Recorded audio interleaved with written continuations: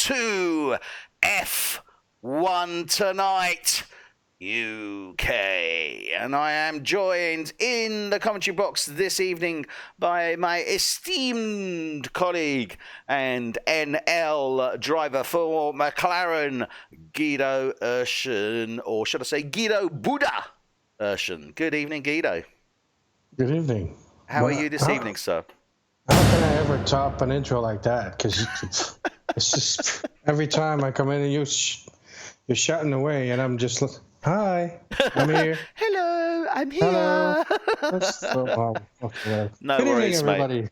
Yes, indeed. It's going to be a good one tonight, I feel, at Monza. Right, let's kick off with the championship standings as they are at this moment in time. Leading the way is Dylan Platt on 246 championship points. He picked up the full 26 last week at Spa. Second is Tom Stevens on 165. Third is Sean Gregory for Toro Rosso on 145. Fourth is Callum White on 114. Fifth is Phil Harris on 112. Sixth, Ryan Lear on 79. Ross Milburn and 7 on 78. Gary McKenny is 8 on 72. 9 is Tony Foster for Ferrari for 52. His teammate Jake Sorrell is in 10th on 51 points. 11 is Adrian Stats Rich, who's my, another esteemed colleague and good friend who commentates with me on Thursday night for NL. Then we have Sean Stevens for Racing Point in 12. His teammate Jamie Good is in 13. 14 is Cameron Widdowson. 15 is Josh Diggles. 16 is Jack Wilson. 17 is Ryan Grice. No longer. He has actually been replaced this evening at the last minute by a new driver, Lee Pratt, but we'll come on to that. 18 is Matt Goodyear. And 19, bringing up the rear, is Connor Hughes. And, oh my God, who's the other one, Guido? Kyle Jackson. That's it, I remembered it. Yay! This is only their second race for a UK, and they are with Renault yet to score points.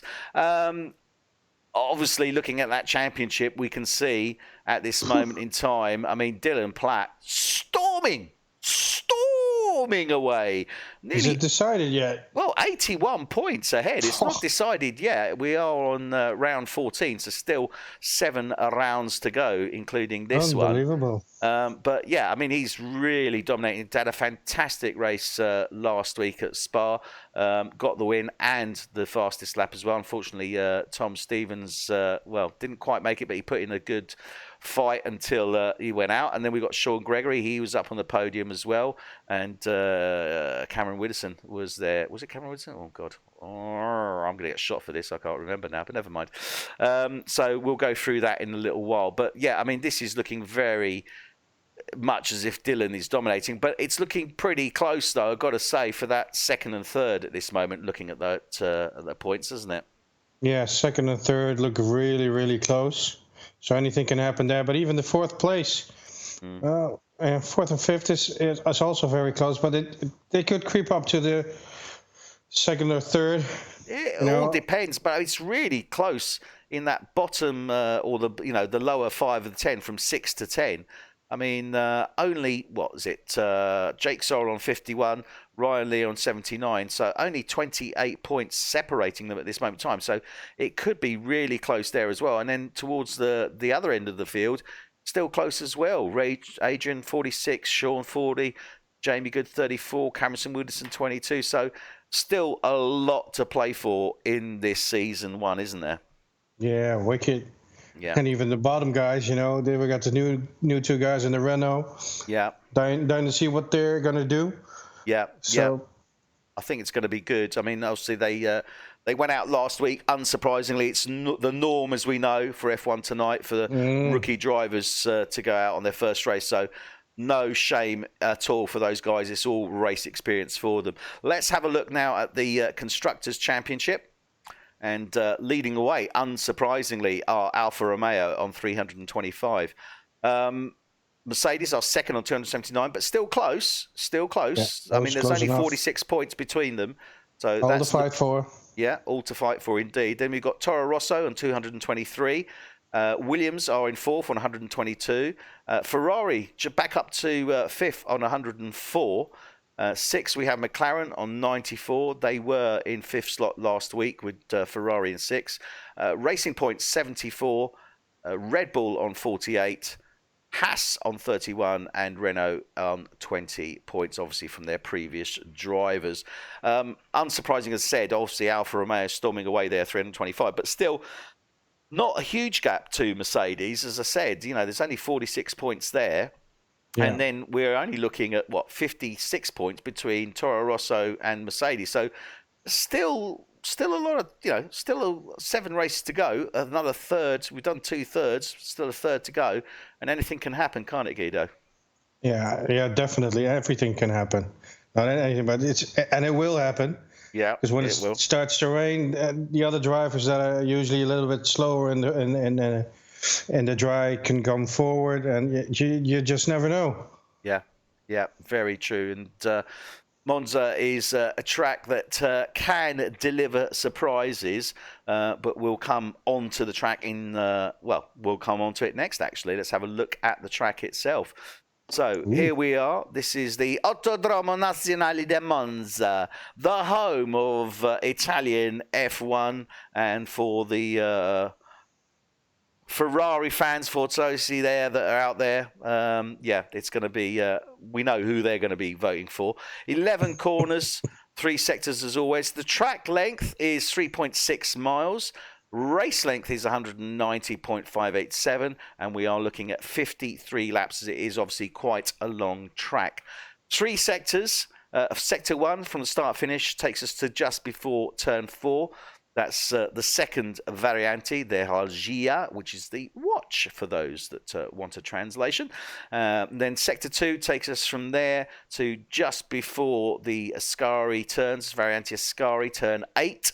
And then obviously third and final sector takes us from there to the start-finish line. 2 DRS points. First DRS point activates just before turn 7. Detected just before turn 7. Activates on the exit as you're coming around the Curva del Seraglio, coming downhill towards those Ascari chicanes. And then you got the second detection zone is just before you go into the final turn 11 Parabolica, and that activates on the start-finish straight once you've actually crossed the line, and takes you down to that first variante, the Rettifilo. On paper, it's a pretty straightforward track. To drive, it's a pretty straightforward track on the straights. But those variantes, first variante and second variante, you've got to watch your entry into those, because the entry is critical. If you get the entry right, you've got the exit, haven't you?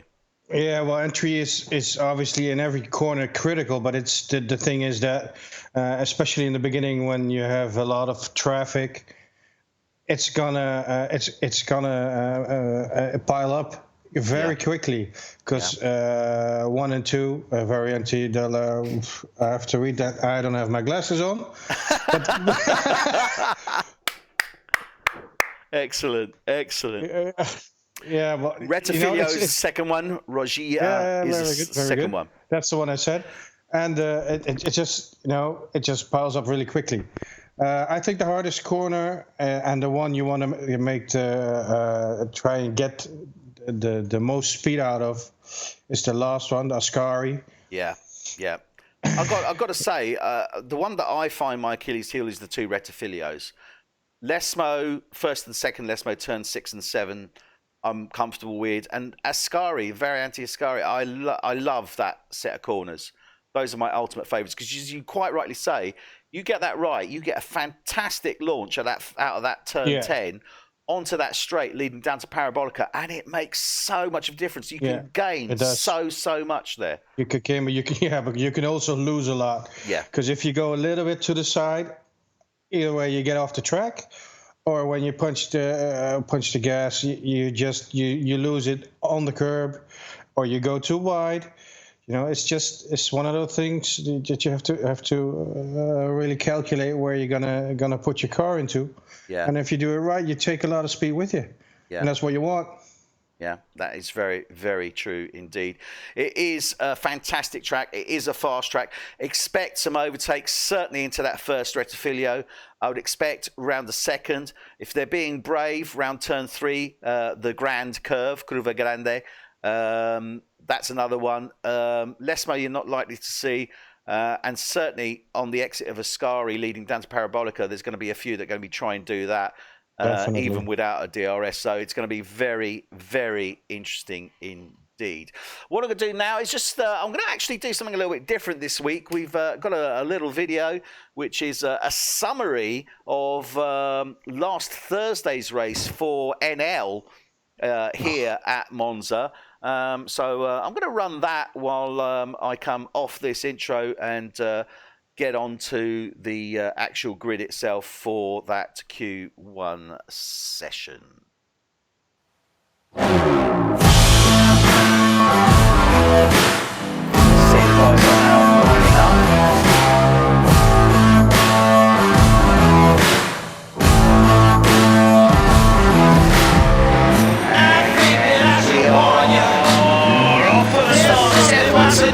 Italian Grand Prix season 6 round 14 as York Tyson takes the lead as they're coming down to that first variant day. Oh, look at this now, indeed, there is the win from the Herman Williams. That's up to 3. Sorry, we're gonna make you believe. It's a race. 3 they're coming down the street.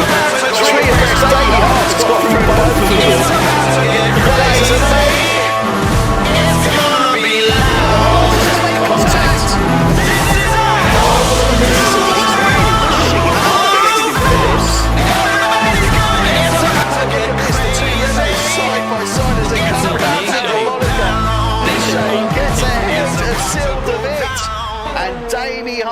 Takes the win here at Monza.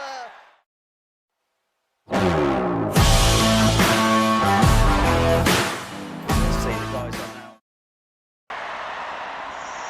Okay, well, I hope you enjoyed that little summary clip. That was actually put together by one of our NL drivers, Sil DeWitt, and thank you very much for that, Sil.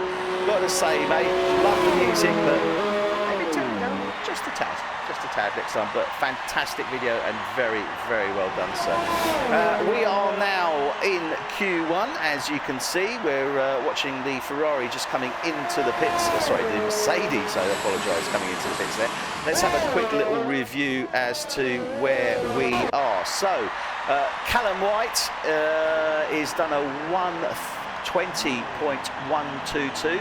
Jack Wilson in the Williams, a 1:20.23. Phil Harris has gone out, 1:20.3. Matt Goodyear, a 1:20.498. Matt Goodyear, Jamie Good, 1:20.701. Jake Sorrell, 1:20.778. He's out on the track at this moment, as we can see. We have Dylan Platt in that Alfa Romeo, set a 1:20.9. Interestingly, he's gone out on the hard tyres. Seems to be his preferred thing in this Q1 session to go out on that hard compound tyre. And he's actually bettered his time. He's set a 1:20.5, jumped ahead of Jamie Good and Jake Sorrell. Gary McKenny currently 8, 1:20.9. Ryan Lear 9, 10, Tony Foster, Sean Street 11, Carl Jackson 12, Cameron Widdowson 13, Tom Stevens 14. He's coming into the pits, clearly not happy with that setup there. Sean Gregory is 15, he's out on the hards as well. In the drop zone at the moment, Adrian Rich and Ross Milburn. Obviously, in Q1 session, we've got 17 drivers, no penalties to be served. So we will be dropping 2 drivers from the end of this session. We only have 5 minutes remaining, and at the moment, those guys in the drop zone are Ross Milburn and Adrian Rich. We will stay on board with Ross Milburn for his outlap. But Guido, those are good times in a Q1 session, aren't they? Yeah, well, the pace with the FOTUK guys are always a little bit higher, I think. Yeah. I don't really recall what times I've put in there, but my race in Monza wasn't that good, so I didn't have the facility to train the whole week due to personal issues. But it's, you know, 120s. That is fast. That is That is really fast. That is good times. I think we were looking at 121s, 122s. 122s, I think. On Thursday. Yeah, pretty sure we were looking around about time. We did see obviously faster times than that, but for the Q1 session, that's certainly what we're looking. In fact, we looked actually. Sorry, I apologise. Q1 was Baz Dembrain with a 120.4. Sander Hermans had a 120.458, and Hisham Mahadwar Singh had a 120.8. So actually, it's pretty level pegging. Oh, there you go. So Ross Milburn now starting his fast lap. Let's go on board with him. Just in case you'd forgotten where you are, shall I remind you, this is F1 Tonight UK, and we are here for season 1, round 14 for the Italian Grand Prix at Monza. As I say, we are on board with Ross Milburn at the moment in time. He's in the drop zone, but he's coming through for his fast lap. He's not going to have too much opportunity here. I mean, he'd have enough time to probably do a slow sort of wind down out lap and maybe go for another one if he's not happy with this, but that's about it, isn't it, Guido? Yeah, that's it, yeah. Well, 3 minutes left. I'm not having set a time now. I don't know, this was the out lap or is this his fast lap? I can't really see. This is his fast lap. Okay. He has, no, I don't think he's going to make another one. No, I don't. I mean, he's just come out of Ascari, just over a minute. I think it's going to be a tough call. Looking to get a little bit of a toe off Short Street there before he went into Parabolica. He needs to better 125.3. He will do that at 120.4. We're saying he's going to make it. Look at that. Fantastic. He goes from 0 to hero in one easy shout. What a fantastic run. Adrian Rich is now coming round on his fast lap. He's coming round Parabolica now. There he goes. Oh, I hope he didn't go too wide round there. He's coming down as well, and that's a 121.7. Puts him into P15. So that means that Tom Stevens, who's coming round now, supposed to be on a fast lap, but doesn't look like he's on a fast lap at all. Maybe he's got 15th. I don't know if it's this soon. He's done a 122.55. That still leaves him in the drop zone. Sean Gregory is just coming down towards Ascari now. He's down 3.2 seconds. So that's good, because that does put him in the 122.1. He's going to look to try and see if he can get more out of that. I still can't understand Ross Milburn, because that didn't look as if it was going to be that fast. All of a sudden, yeah, that was brilliant. Yeah, but well sometimes, done. You know, when you just pace yourself and do it easily, hitting the throttle and not going too wild, it gets you more speed. Oh, Sean Gregory, a 120.1. So this track has really heated up now. Tom Stevens is now coming round. He's negative 3/10 at this moment in time. So he comes into Ascari. I think Adrian is going for a last run. Yeah, Adrian is coming round Parabolica now. Let's see what he can do. He's not going to better that time. No, he has not. 125.3. Tom Stevens is coming into Parabolica now. Good round there. I think Adrian's going to go for another one. He can. Look at this. Watch this from Tom Stevens here. A 120.066. What a fantastic run. Well done there. Remember, this is only the first qualifying session. We will go from 17 drivers to 15 drivers in Q2, and then from Q2 we'll go from 15 to 10 to decide the final 10 in Q3. So Sean Gregory is coming round now as well. Is he going to look to try and see him better this time if he can? Exiting Ascari, coming down towards Parabolica on that back straight. He's not going to better that time. So no great shakes there. And that is it. So Cameron Widdowson ends up in the drop zone with a 121.2. Adrian Rich is still coming round. He is still going for it. The man never gives up. Adrian Stats Rich, the last man to make his lap. Is he going to be able to do it? Can he do enough?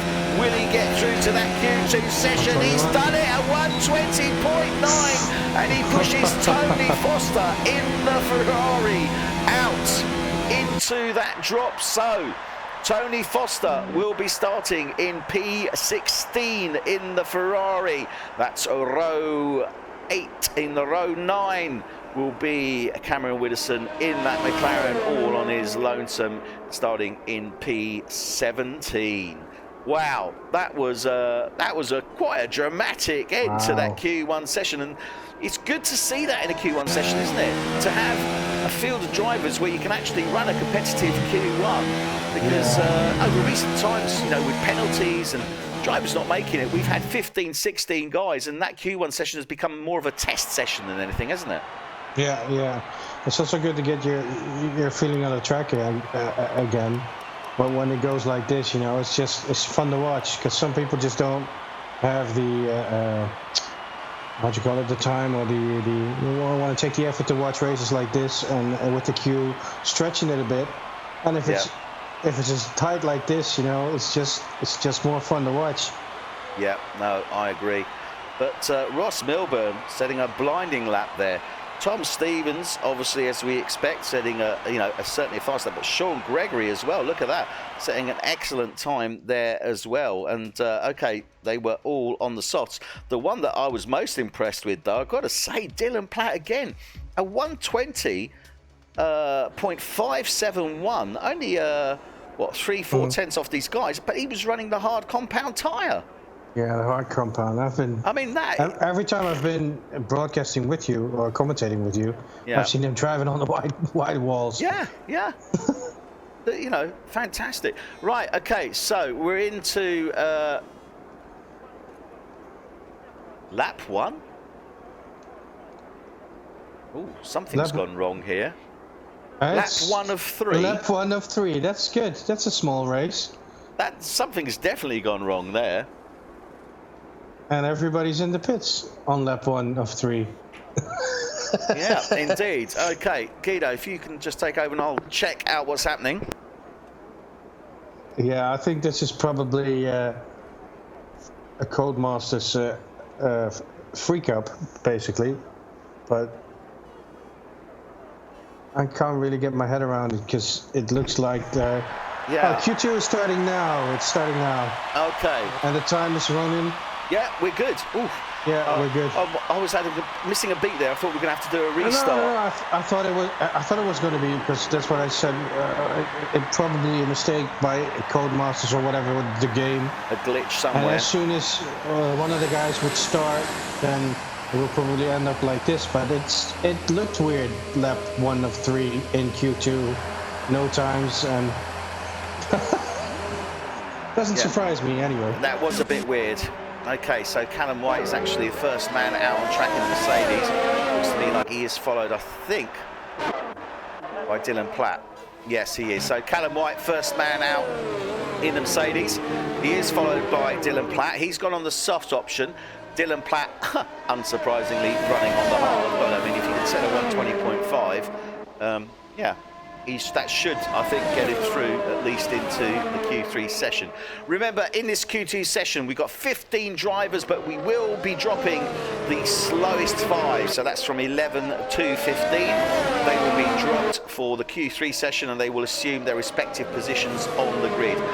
They will have, all drivers from P11 up, will have a free choice of tyre for starting the race. All the drivers in the top 10 will not. They will have to start their race on the tyre which they set the fastest lap in this qualification. So that is an interesting one to watch, because that tends to give you an idea of what the possible strategy is, doesn't it? Yeah, and guess what?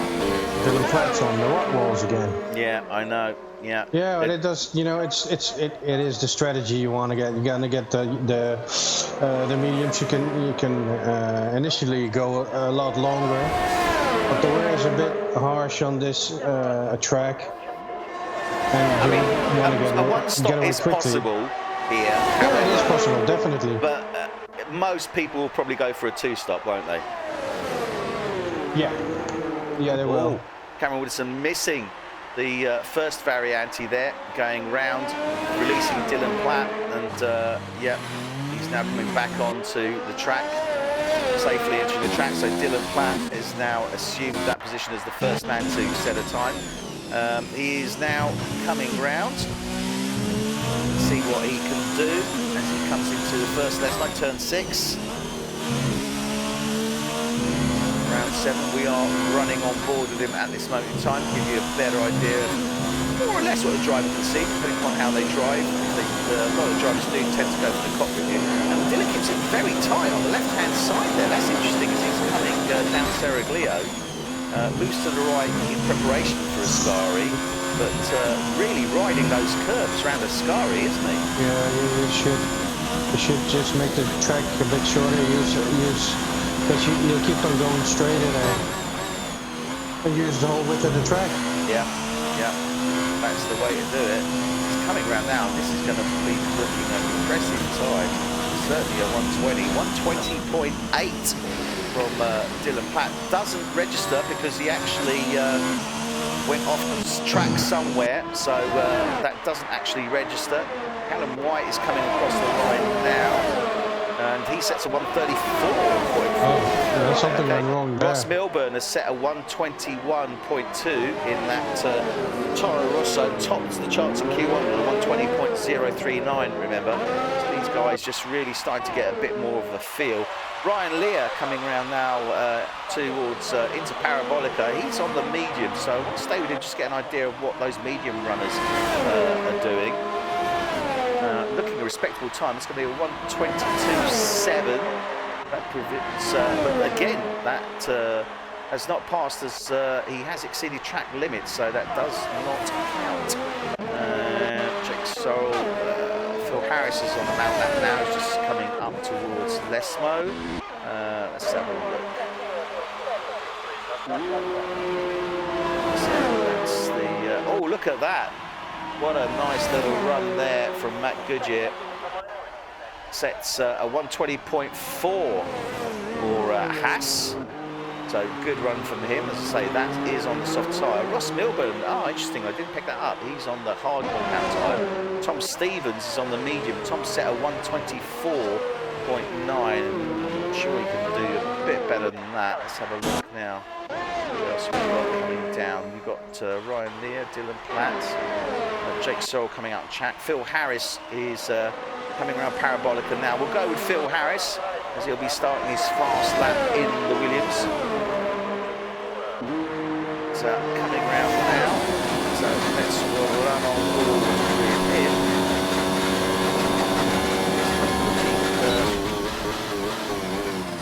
It's going to be interesting to see how these guys actually pan out. About 152.5. That must be wrong. Currently 5th in the Drivers' Championship. Really just putting some amazing races this season. To be fair, it's a tough competition, but I don't think necessarily P5 in the Drivers is a true reflection of what he's capable of. He's capable of better than that. But we'll see how that goes with the season progressing. Still plenty of time. So we're 2/3 of the way through, still another 8 races actually. Racing through this one. That's it nicely. I think he's gone off the line there. Yeah, he's exceeded track limits. Yeah, he has. Pulls over there. Gary McKenny coming down, not too sure who we let through. I think that was actually Jake Sorrell. So let's go with Jake Sorrell as he crosses. Oh, he's doing his out lap, so he's just starting his fast lap. Gary McKenny, yeah, coming through Ascari now. Gary McKenny, solid driver for McLaren. Obviously your counterpart, teammate effectively in the UK, but always puts in a solid race. I mean, sitting 8th in the Drivers' Championship at the moment, so he's doing well. Yeah, well, that's good. As long as he doesn't pee in my car, I think it's fine. Yeah, I don't think he leaves the seat too wet for your following race. That's so cool. He's just starting his fast lap now. Jack Wilson, he's starting his fast lap. There are just under 8 minutes remaining. Tom Stevens, in the meantime, has bettered his time. He's gone with a 1:20.0. Nice. So that's a good run from him there. Then we have the Haas driver there, as I said earlier, Matt Goodyear. He's in 2. 1:20.4. Sean Street in the Racing Point. Oh, he's come up there again. Sean Street not doing too badly at all in the championship. He's 12th at this moment. Didn't start at the beginning of the championship. Came in, I think it was about 4 races ago. So maybe a bit more actually, not too many. He's set a 1:20.6. Sean Gregory, who we're with now, he's set a 1:20.7. Jake Sorrell, 1:20.9. Dylan Platt still not able to get into those 1:20s. He's coming into the pits now, clearly unhappy. I suspect he's probably going to go on to a medium set of tyres. And McKinney's now in Parabolica, going to the back straight. Let's see what he gets. 12th position, 1:21.8. Yeah, so that puts him in P12. Adrian Rich is on his out lap now, just going through second variante towards Desno. Sorry, he's not. That was Phil Harris. He's not. That was Phil Harris. Adrian. I was going to say, that's going to be a glitch no, there. I clicked onto Adrian, but I was actually on Phil. Didn't notice. But Phil Harris on his out lap now. I think he's certainly going to be looking to get into those 1:20s. I would suspect you probably see Phil probably around about high 1:20.7 or a 1:20.8. Yeah, 1:20s, I bet. Still, yeah, should be a 1:20 once he gets going. Let's have a look who else is out there at this moment in time. Gary McKenny is just coming through Ascari. Jack Wilson coming down towards Ascari. Jackson coming out, Jamie Goods, Alan White, Dylan Platt coming out. Yeah, Dylan Platt has gone on to a set of mediums, as I suspected he would. Jake Sorrell coming round Parabolica now. This could be interesting. Let's see what he does here. Certainly looking good at this moment in time as he comes around Parabolica. He's into yellow the flag of pits. sector 3 again. Yeah, what am I saying? I'm looking good. I'm looking at it thinking, oh my god, it's sub. No, but then I realised it was 1:58. God, I need to get my eyes tested. Yeah, clearly he's had some issues there. Sean Gregory in the pits, Sean Street in the pits. Ross Milburn is out on track at this moment in time. Comes into Ascari. No, he's up down rather, nearly 4 seconds. Goodyear, he's in the pits. Tom Stevens coming down towards Ascari on his out lap. Looks like he's got Dylan Platt riding his tail there. I wonder if Dylan's going to be looking for some sort of tow. I think I'll stay with that because they are. Dylan's actually on his out lap. He could take a tow on the back straight, but then you got a problem. If he goes in, then it's no problem. But if he stays on the track, which he will, you're going to have a problem in the first turn. Well, Dylan Platt is on his fast lap, and Tom Stevens.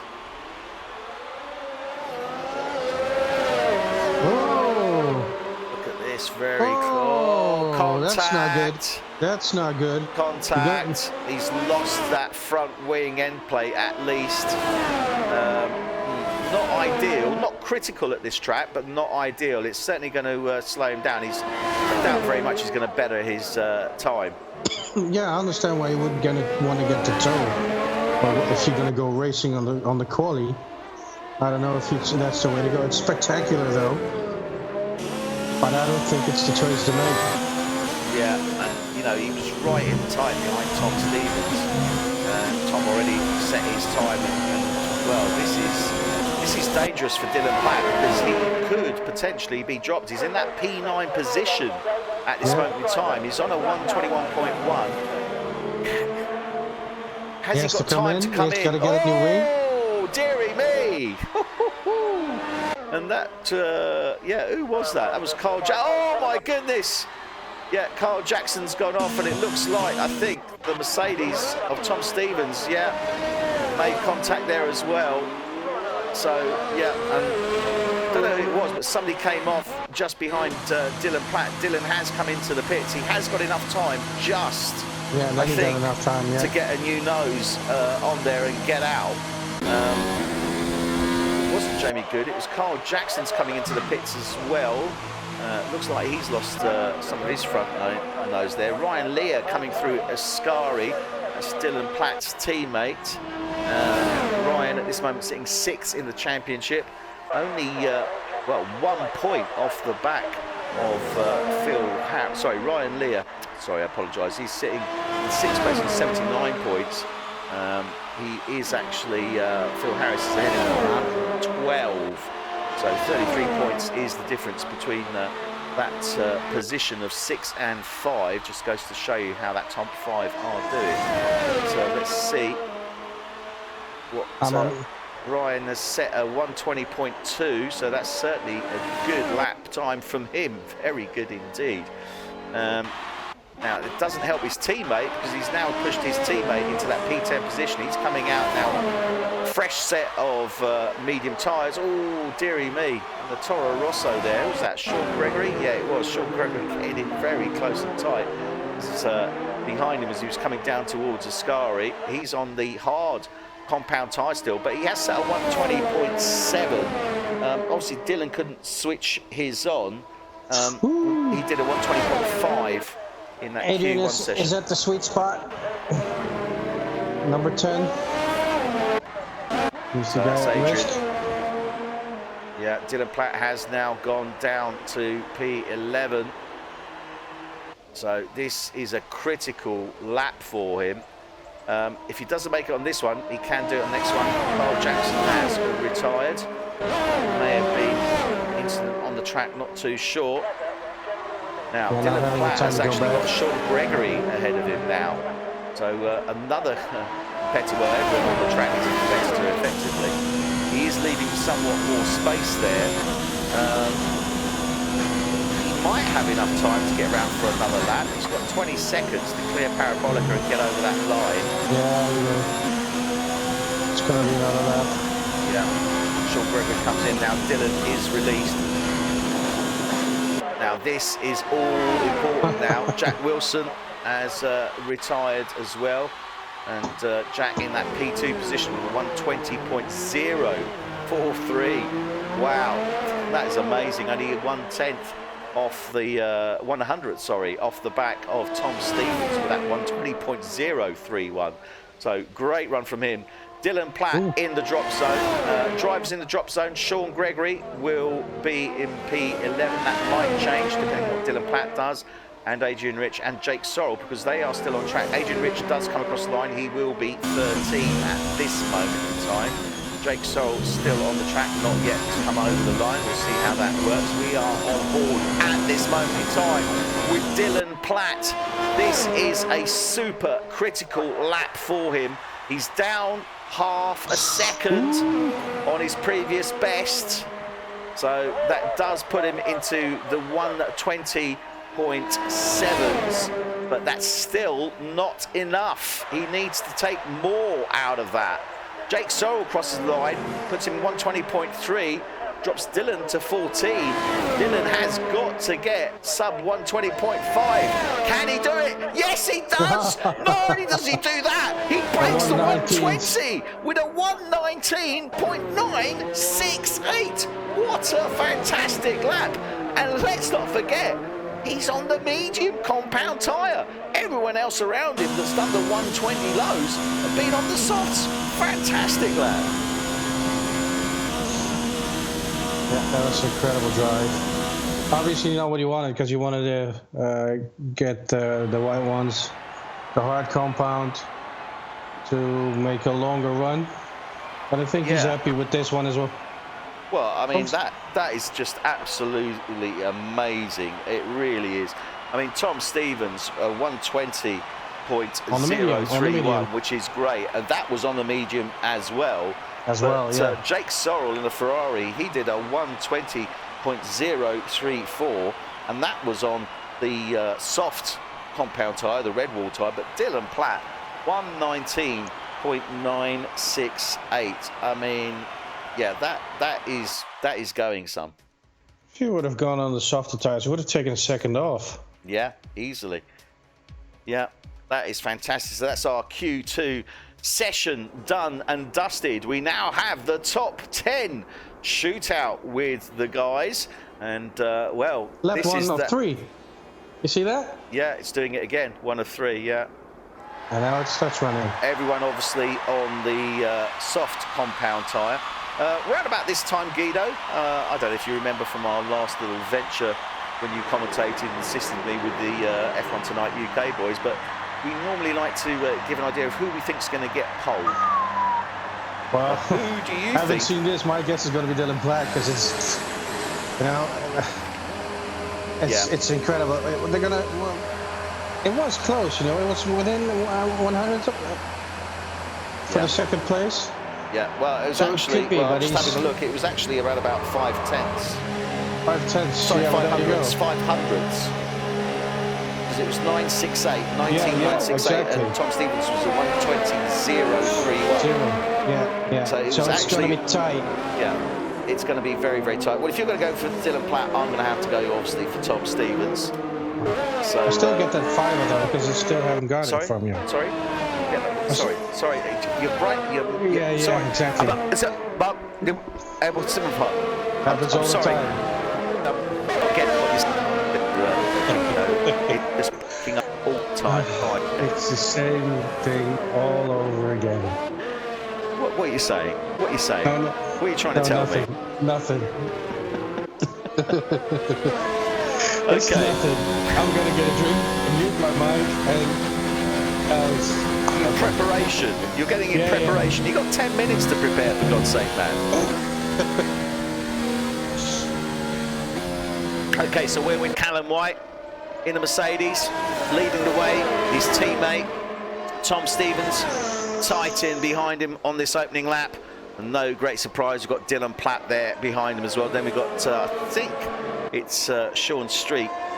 So Callum White starts off this first fast lap here, bang on the 10-minute mark. So that was good timing, I've got to say. Coming down now to that first Valiante. Nicely through there, Tom Stevens, Dylan Platt. Now these guys are very, very close. Now, I made reference to this on Thursday night when I was commentating with Adrian Stats Rich.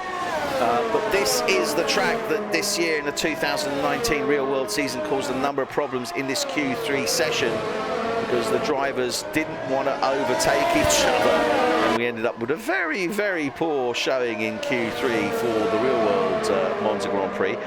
That said, obviously you can see that these guys are running very close and tight to one another. Callum going a little bit squiffy on the exit of turn 7 Lesmo, coming around Serraglia down into Variante Ascari now, through that first turn 8, 9, into 10 now. He's gone off. I'm sure he's got exceeded track limits there. In fact, I'm pretty certain he has. Yeah, well, it's going to help because he's giving Tom Stevens a good tow, but equally, Dylan Platt's getting a tow off the back of him as well. Yeah, this is going to be interesting. Now, Callum's going in. Going in? Yeah, Callum's going in, so that's Tom Stevens now. Crosses on 119.2. Dylan Platt, 118.999. 2/10 faster than Tom Stevens. Oh, what was that? Was it Tom Stevens or not? Yeah, that was Tom Stevens going straight. He must have got a penalty for that. No, because that was after. No, that's okay. And again, he won't get penalties for those. I don't think that's allowed, though. He's now really cutting the track to get back to the front of the grid, maybe get a new tire. No, he's just looking to get into the pits as quickly as he can. Yeah. I mean, it's not for position. He's got nobody around him. So it's totally up to him. Obviously, in the real world, they wouldn't do that. Purely from the point of view of the potential damage you can do to the car. But obviously SimWorld not quite the same issues there, but still needs to take care, as you say, but he's looking to get round and get in as fast as he can and make any adjustments that he needs to do. But Dylan Platt, I mean, a 118.999, that is outstanding. But as I say, he did have that friendly toe of Tom Stevens, and that's what he was trying to sort of, you know, he had that distance right, didn't he? Yeah. But I don't know if they talked about it together, that they want to give each other a toe. But well, certainly the Mercedes guys, we've seen that before from them, both Callum White and Tom Stevens, where they have given each other toes to assist them around the track. The thing was, what they didn't want, and what happened was that Dylan Platt rode on the back of that. Yeah, obviously you didn't want that. Yeah. So, anyway, at this moment in time, as we know, Dylan Platt leads the way. Tom Stevens second. Ross Milburn, a 119.7. Jamie Good, a 120.0 there for Racing Point.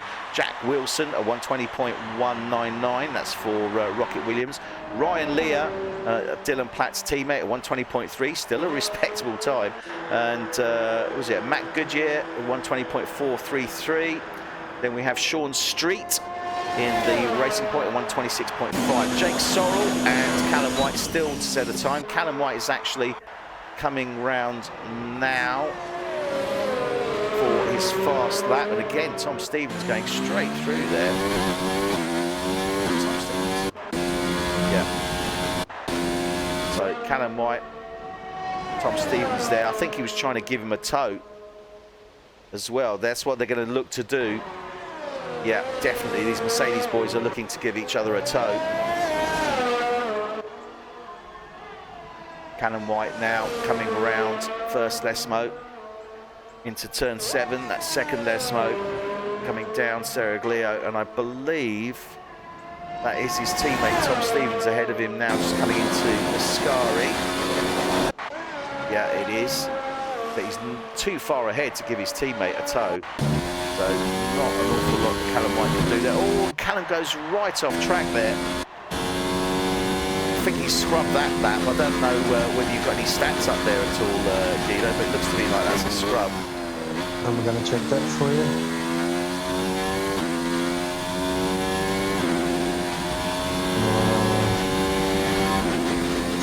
No, it does count. No, it does. Sorry, he's there 119.363. It was not a scrub. So that puts in provisional P3. It said there was an invalid lap at the racing director. Oh, right, because I thought it was as well. But, okay, obviously not the case. Ross Milburn sets a 119.7. Jamie Good, 120.0. So, better there. Jack Wilson is on his outlap. Ryan Lear's in the pits. Matt Goodyear is on an outlap. Sean Street is on an outlap. Jake Sorrell is in the pit. Jake Sorrell still not set a time. No, that's a problem for him. I don't know what happened there. Not ideal. Not ideal. But I've got to say, your boy at this moment in time, Dylan Platt, leading that board. My man still in second. But I don't think Tom's going to give up easily. No, he shouldn't. No. So this is a small fight within in the fights here. Yeah. You gotta get that pole. Yeah, and I know that Tom will certainly be aiming for that. Let's see what he can do here. This is looking a good pace here. Oh, he's into the pits. Now that surprises me, because actually I thought he would have been on ball there, but still. Set a 119.2 by coming into the pits, so surprised by that. Jamie Good has retired from the session. He doesn't feel that he's going to better that P5 position. That's a good time, though. It is a very good time, 120.064. Just to give you an idea. Oh, the other Mercedes is coming in as well. Are they going to go for another run with a toe? Yeah, I think that might be what they're looking to do, actually. Try and coordinate, because the gap before was just too big for them to actually get it to work. So Jake Sorrell still in the pits. We're on board with Sean Street in that Racing Point, currently sitting P9 on a 126.5. He can better that. He knows he's able to, so that's what he's going for here. Let's see what he can do. He's coming into Barabolica now. Parabolica. Can he do it? It's looking good. 120.4. Nice. Does help him out. Puts him into that P8 position.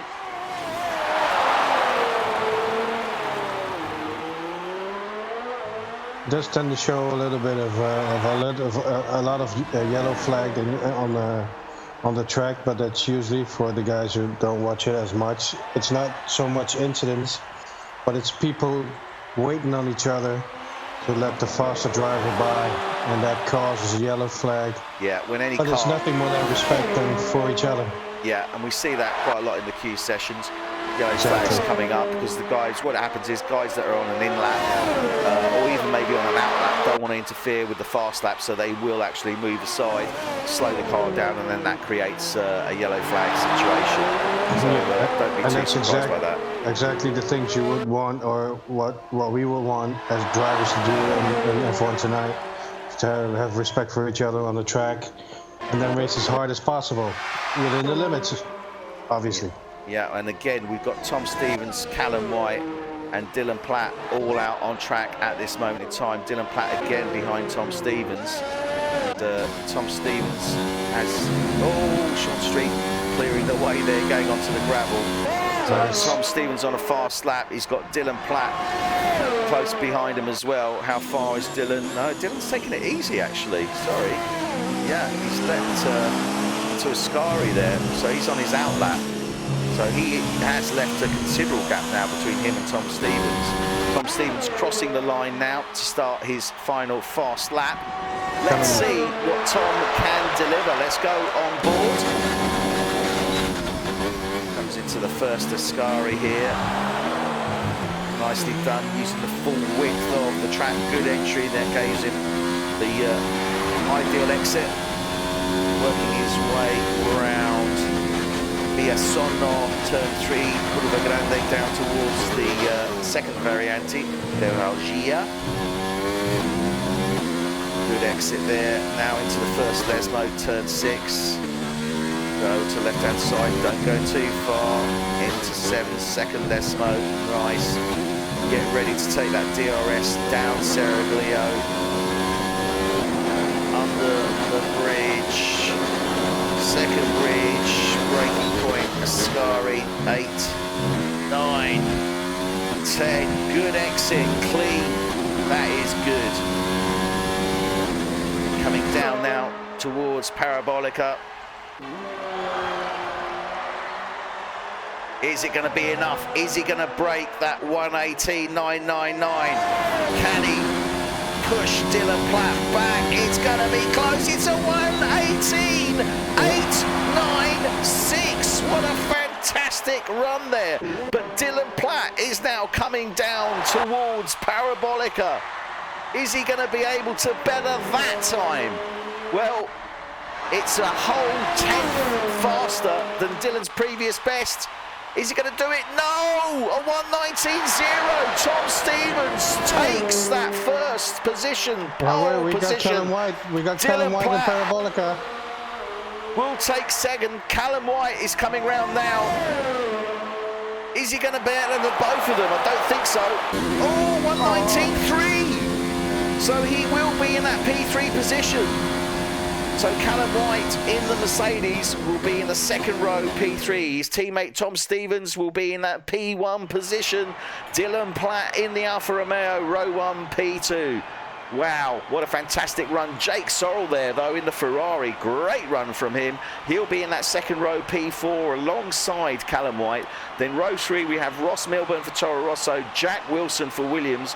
Row 4, Jamie Good for Racing Point, Ryan Leah for Alfa Romeo. And then we have Sean Street in 9, and 10 will be Matt Goodyear in that Haas row 5.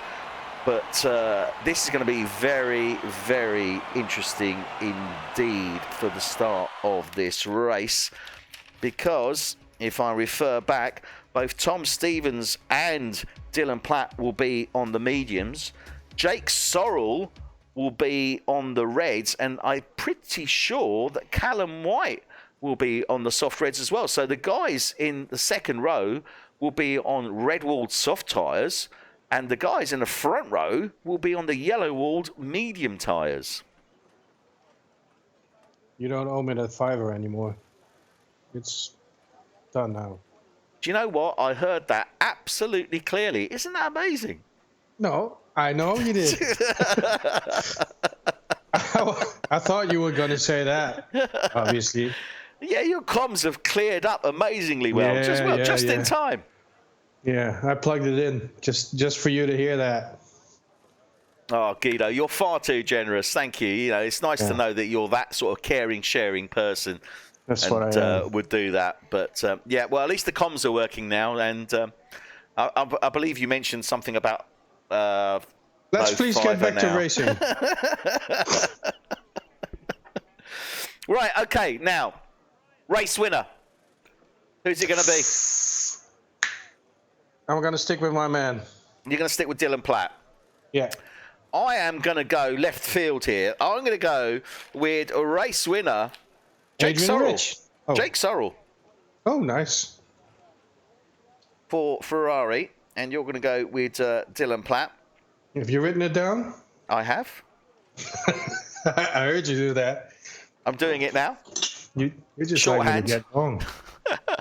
So, yeah, that's who I'm going to go for. But it's going to be a very interesting start to this race, as I said, because, look, those guys in the front row, they're super fast, yes, but they're going to be starting on those medium tyres. And you've got Callum White and Jake Sorrell in that second row starting on the red wall tyres. Surely it's advantage to row 2. Yeah, but they obviously have to pit first. And that's when it gets interesting. So now it's going to be up to the strategy. And we know that Dylan Platt has the ability to really squeeze everything out of his tires. Yeah, that is true. And if he's looking for those mediums, he's definitely going to be looking to run with those. I suspect, ideally, he wants to be running with those, at least until the low 30s, probably looking around about lap 35 or thereabouts to come in and go onto the red wall soft tyres. But as you say, tyre deg is an issue here. Not necessarily an issue when you've got the clean air, but it's certainly an issue when you're not running in that clean air, isn't it? Yeah. Yeah, the heat up. Oh, somebody's staying on the grid. Yeah, there's a few there that a little bit of mistakes. So. Yeah, it is, and it's just one of those things. One of those things. Not trying to push it too hard. And as what I said in the beginning, if you take your time and drive neatly, it just takes that more out of your tires, and you have more left, and you can run it longer. But I'm having every confidence in Dylan because he's obviously we saw his drive. Where was that? Where he drove 50 laps on. Yeah, that was amazing. Where was that? I don't remember that. Do you know what? I don't remember. I mean, yeah, he certainly can make it run. Just running through the grid now. We're running through the guys. 7 is Jamie Good in the Racing Point. 8 is Ryan Lear in that Alfa Romeo. 9 is Sean Street in the Racing Point. Then we have Matt Goodyear, as I said, in that Haas. He's P10. P11, Phil Harris. I've got to say, I'm a little bit surprised with Phil in that P11 position. It's just the way it worked out. Gary McKinney is going to be in 12. 13 is Sean Gregory. Watch for Sean Gregory, does like to come from the back of the field. Adrian Stats Rich, he's in P14. P15 is Carl Jackson in that Renault. 16 is Tony Foster, not great, but I'm sure he'll make the most of it. Cameron Widdowson is in 17. Then we have the new driver El Prat, which is Lee Pratt, and he's going to be in 18 and 19. 19 I've got Lee Pratt as well, for some unknown reason. Oh, I've got Lee Pratt there when it should be Connor Hughes, but still, never mind, we'll figure that out. Okay, so the guys are now getting ready to form up on the grid. We will be getting ready for the start of this race, and you're asking yourselves, what race? What is this? Well, let me tell you. This is F1 Tonight UK, and we are here for season 1, race 14 here at Monza.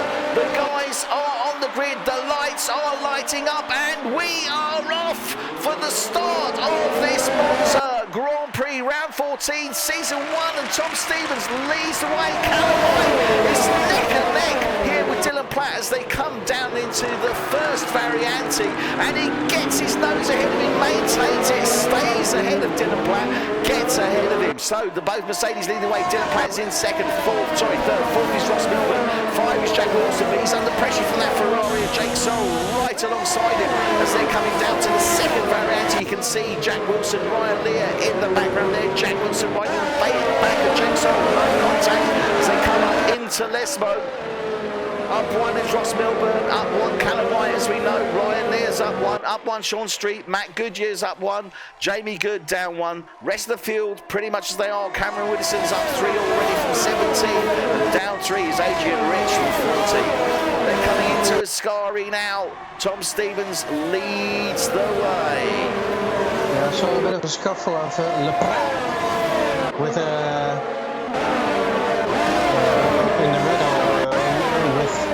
Also, I don't know if it's Le Prat tonight, 574. Well, we're seeing a real fight here with Jake Sorrell, Jack Wilson and Ryan Lear as they're coming round Parabolica. Jake Sorrell up the challenge there from Ryan Lear. So look, he's got Jack Wilson running alongside him. Is he going to be able to get ahead of him? Does that Ferrari stay ahead? Oh, let's see, because this is very close. They've been racing side by side.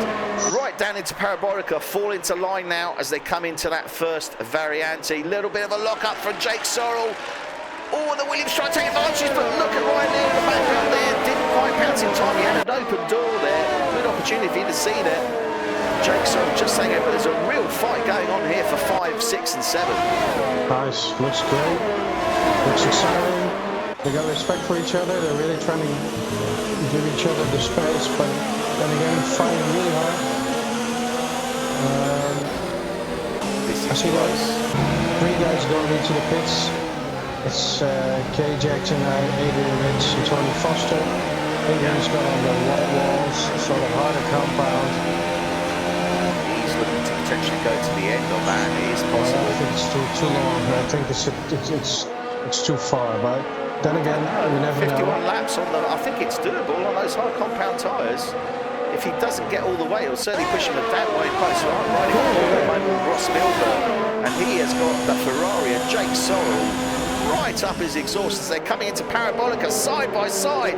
Jake Sorrell's got the inside line, pushing that Toro Rosso, but not enough. Oh, dearie me, look at this. Cross the line. Who is going to quit first as they come down to the first Variante? Advantage is Jake Sorrell, but Ross Milburn just a nose ahead of him. Is he got enough? He's not quite a full car there. Yeah, Jake Sorrell shuts the door on him, stays ahead. Good wording there from Jake Sorrell, got to say. But equally great racing from Ross Milburn as well. I was in the fight, just 2 cars behind that. It was Ryan Lear versus Jake Wilson. Yeah. And they pretty much had a similar fight, only Ryan Lear 3-second time penalty because of the track limits. Yeah. But it was a pretty similar fight. Yeah, it is very, very close with these guys at this moment in time. Really, really is. And let's have a look. I mean, 3/10 Ryan Lear to Jack Wilson, 6/10 Wilson to Ross Milburn, 5/10 Milburn to Jake Sorrell. And then we've got a little bit of a gap. Jake Sorrell to Dylan Platt, 1.7, but Dylan Platt, 7/10 off the back of Callum White. Callum White, 1 point. Oh, Dylan Platt gets past Callum White. Callum made a mistake in Ascari. Went wrong, went off the track, and Dylan Platt, full advantage. Thank you very much, says Dylan. I'll take that. And gets into second place and takes that position back. Oh, Callum's going to be gutted with that. Well, that's something you can expect if somebody makes a mistake. Yeah. Guys will be havocs and they will just plunge into the gap and take advantage of that. We are riding on board with Ross Milburn on the back of Jake Sorrell at this moment in time. And Ross really putting in a great fight, great competitive, hard fighting driver, and this is being reflected here but he's dropping a little bit behind Jake Sorrell now, 5/10 off the back of him. And Jake Sorrell is now, he can smell the blood. He's zoning in on Callum White in that Mercedes. You can see, we can see Dylan Platt just ahead of him as well. And this is a great race for Jake Sorrell. I mean, he puts in good races, normally solid races, generally always in the points. But he's really putting in a good fight at this moment in time for the Fortosi. Is it Fortosi they call it, the Ferrari ones? Somebody will correct me, I'm sure. The Ferrari fans. I have no idea. Somebody's going to send a message somewhere. Surely, I'm sure they will. If somebody sends in the fans called. Yeah, I'm sure it's Fortosi, but I'm just pronouncing it wrong. I don't know why. So Jake Sorrell zoning in. We have a retirement. Oh yes, we do, and that's Lee Pratt. Although I can't figure out why we've got two Lee Pratts. One in a Renault, but I suspect that's actually Connor Hughes, 18, that's gone out. I think there may be an issue with the gamer tags, driver tags. So that was Chase. So that's Connor Hughes, unfortunately, going out in, well, looks like that was lap 4, actually. So he's gone out. Let's run through the field as it stands at this moment in time. Tom Stevens leading the way. Dylan Platt is in second place in the Alfa Romeo, but he's got Callum White very close in behind him under a second. Then we've got Jake Sorrell 3/10 off the back of that Mercedes and Callum White. Ross Milburn, he's in P5. Ryan Lear for Alfa Romeo 6. Sean Street for Racing Point 7. Jamie Good, his teammate, in behind him in 8. Cameron Widdowson for McLaren is 9. Phil Harris for Rocket Williams is in 10. His teammate Jack Wilson is in 11. Gary McKenny in the McLaren is in 12. Matt Goodyear in the Haas is in 13. 14 is Carl Jackson in that Renault. Second race for Carl Jackson. Tony Foster in the Ferraris 15. 16 Adrian Rich. 17 is Sean Gregory, and Sean Gregory is down 4 from 13. So he's not having the race that he would like to have, and looks like, yeah, we've got a driver in the pits there. That's the new driver, Lee Pratt. So, Sean Gregory, he's got a drive-through penalty. Oh, not what he needed for speeding in the pit lane. Jackson also has one. Saw that speeding under the safety car. Yeah. He has a 5-second time penalty. That's not a drive-through. So speeding under the safety car. Okay, so safety car is out. We are under yellow flag conditions due to that incident with Connor Hughes. So I'm just going to get some information up here. Fastest lap so far, Tom Stevens, 124.3. Now let's have a look at the tyres here. And Tom Stevens now closed up to that safety car. So this is going to be interesting now, isn't it? Because, yeah, what are we going to do? I mean, Tom Stevens, he's still on those medium compound tyres. Jake Sorrell's come in, and that's a good move, I think, from Jake going on to those medium compound tyres, taking advantage of safety car. Sean Street's also come in. He's gone on to a new fresh set of tyres. And I'm not too sure about Lee Pratt there. No, he's still in the pits, so I don't think he's racing, even though he's showing that he is. Yeah, this is going to be interesting because it's now going to close them all back up again, isn't it? And this is not what Tom Stevens wanted, really. I know, but it does liven up the grid a bit. Yeah. It's all down to he's gonna restart the race and set the pace and how fast you can drive in the beginning. My guess is it's going to be just on start line, start-finish straight, and then let's see what they do in the first corner again. Safety car looks like it's still staying out. It is staying out. The safety car, I'm sure, won't come in until the end of lap 7 now. I was looking up on Wikipedia for it's Tifosi. Tifosi! What am I saying? I apologize. What did you say?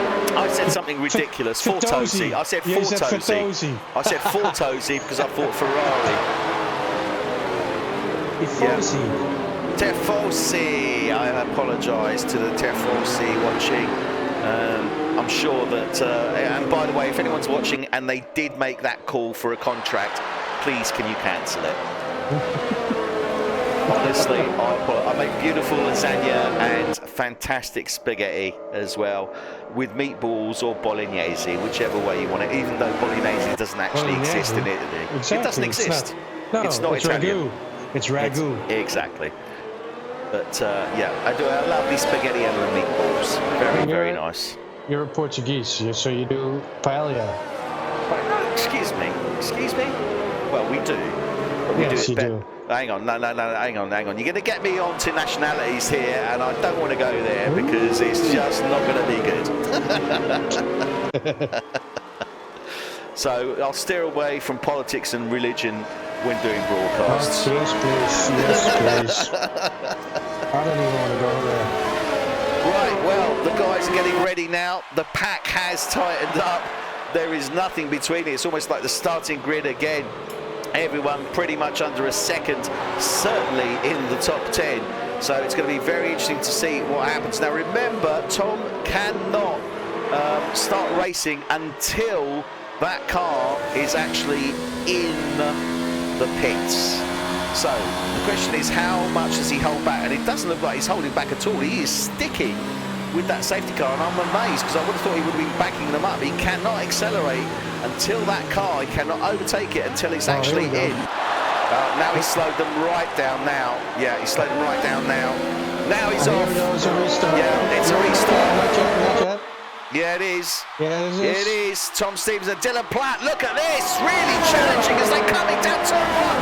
3 abreast, 2 Mercedes, 1 Sauber, and in the background, Ross Milburn trying to see what he can do. Oh! Has he shut the door on him? Well, Tom Stevens has, but look at that. Dylan Platt comes back, closes the door on Callum White. Callum White stays in 3, falls Ross Milburn, and Ross just sitting there in the background, just watching those guys ahead, waiting for someone to make a tragic mistake so he can take full advantage.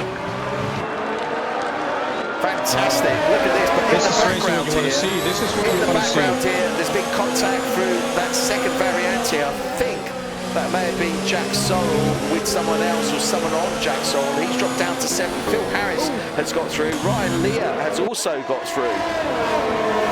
Almost lost it. Ross Milburn's got past him.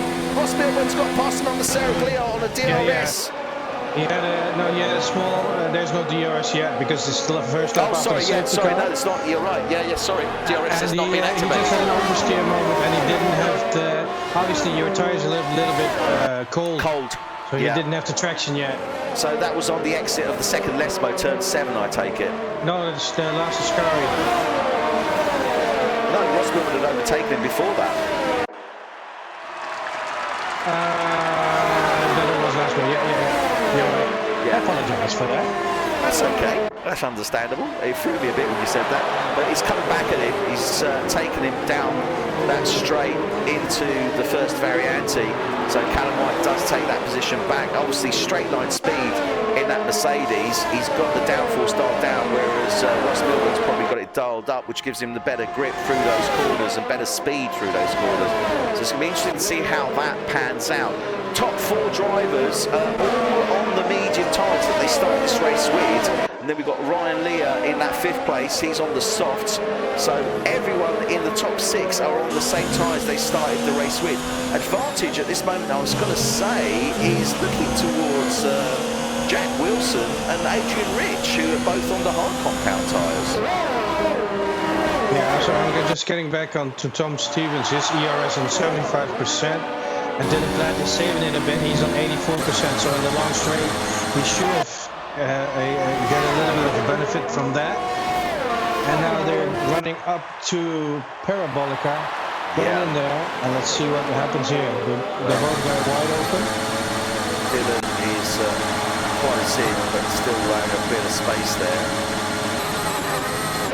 What can he do? DRS has been enabled. Sean Street fastest He hasn't activated it. Obviously, it won't activate. They will be using it now on the exit of turn 7, second Lesmo down the Seraglio. And That's where we're going to see probably Dylan Platt try and make a move. 5-second penalty, yeah, for Cameron Winston. I think that was cutting the first variante by the looks of it. No, speeding in the pit lane. These are so expensive. Wow. But he's not in the pits. One's not in the pits. That's what it said. Really? Oh my goodness. We've got a few glitches going on. I think that may have been for cutting variante. I don't know, but we'll see. Either way, he's got those 5 seconds. Now Dylan Platt has got that DRS. Can he make it count? Coming down into Ascari now. This is going to be the critical one. He's riding right on the back of that Mercedes there of Tom Stevens.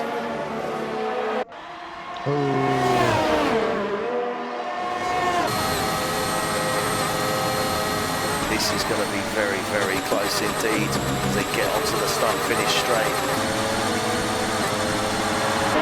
Sorry, but Alfa Romeo sounds horrible. A bit of a fight here. Tom Stevens fastest lap. Yeah, he's got, it's the straight line speed that Mercedes has got, but Dylan's going to try and see if he can try and make the move in that first variante. He's getting close, but Tom is just staying ahead of him and defending very, very well, I have to say, isn't he? Yeah, that's very, you know, it's hard to keep your head when you're seeing those two red vectors behind you getting redder and redder and going to the left of the car and the right of the car. It means that the car is really within your gearbox and trying to overtake. And if you see that, White picks up a 3-second time penalty, multiple warnings. Sean Gregory gets a 5-second penalty for speeding the pit lane as well as he comes into the pits. Yeah. But that's not uncommon here at Monza, is it? Because it's a very quick pit entry, isn't it? It is very short, very quick, and a mistake is easily done. But then again, if you don't, you know, I think I've said this before. You really have to practice your picks, your entries, your pit entries, because the assists are off, and it's just, you know, you get 5 seconds. These are so expensive. Sorry, Guido, but Dylan is right on the back as they're coming round Parabolica here. Tom Stevens, he's a lot closer. Tom does pull it out a bit as they're coming out of Parabolica, but he's going to have DRS on him. Can he make it count? But look at the straight line speed of that Mercedes. He's still not quite closing down enough. Oh, here we go. No, he can't. The straight line speed of that Mercedes is phenomenal. Even with DRS, Dylan isn't able to catch up with him. He's pulling away again. And this is a real battle of setups here. Flag. Sean Street picks up a 3-second time penalty as well, so a few time penalties will come into the play, certainly by the end of this race. We are on lap 12 of 53, 1/4 of the way through this race. Tom Stevens leads the way at this moment in time in that first place. Second is Dylan Platt in the Alfa Romeo. Third is Callum White in the Mercedes. Fourth is Ross Milburn in that Toro Rosso. Then we have fifth is Phil Harris in the Williams. 6, Ryan Lear. 7, Jake Sorrell. Jake Sorrell dropped down to 7, came in, went into the medium compound tyres during that safety car. I think this will still come into play. It's going to be interesting how, but it will. Sean Street is in 8, Jamie Good 9, Jack Wilson 10, Gary McKenny 11, Adrian Rich is up to 12, 13, Carl Jackson 14, Cameron Widdowson, Tony Foster's 15, Matt Goodyear 16, 17 is Sean Gregory. He's just able to move. He's stuck in that position at this moment in time. Tom Stevens, again, look at this. He's got Dylan Platt riding on his coattails again into that first variante. Dylan, I mean, this is not going to be helping his tyre degradation, is it? No, it's not. Every time you start fighting, it's going to degrade your tires very not very fast, but faster than when you're driving by yourself. But I still can understand why he's not picking up, because he's fiddling on his steering wheel. You see he's switching the settings. His DRS is now on 100%. He's got DRS, but he just can't overtake.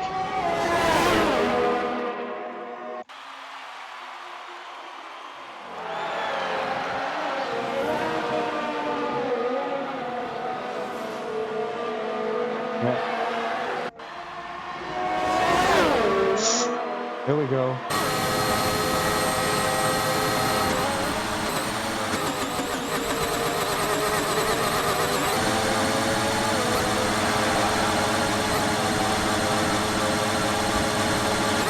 This is it. Yeah, this is the one.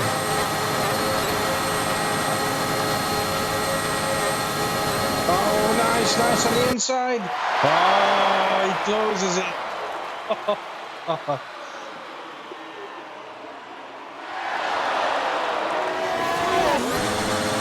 You know, when you get on the outside, it's going to be hard to go around the car, but that, I have to say, that was pretty good defensive driving there. And that was again, fantastic defensive driving from Tom Stevens there. It really was.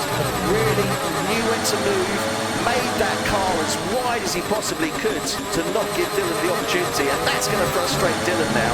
But he knows what he needs to do, and again, as I said, he's tight in behind him. That tyre deck is definitely going to come into play. You could see Dylan maybe pit a little bit earlier, but if he's gonna, what does he do here? He's got to make the move on Tom Stevens. He's got to get past him, but equally he doesn't want to be stuck behind him as he is for the next 5 or 6 laps, because that is not going to help him. Really, really tough now. They're coming into parabolic again.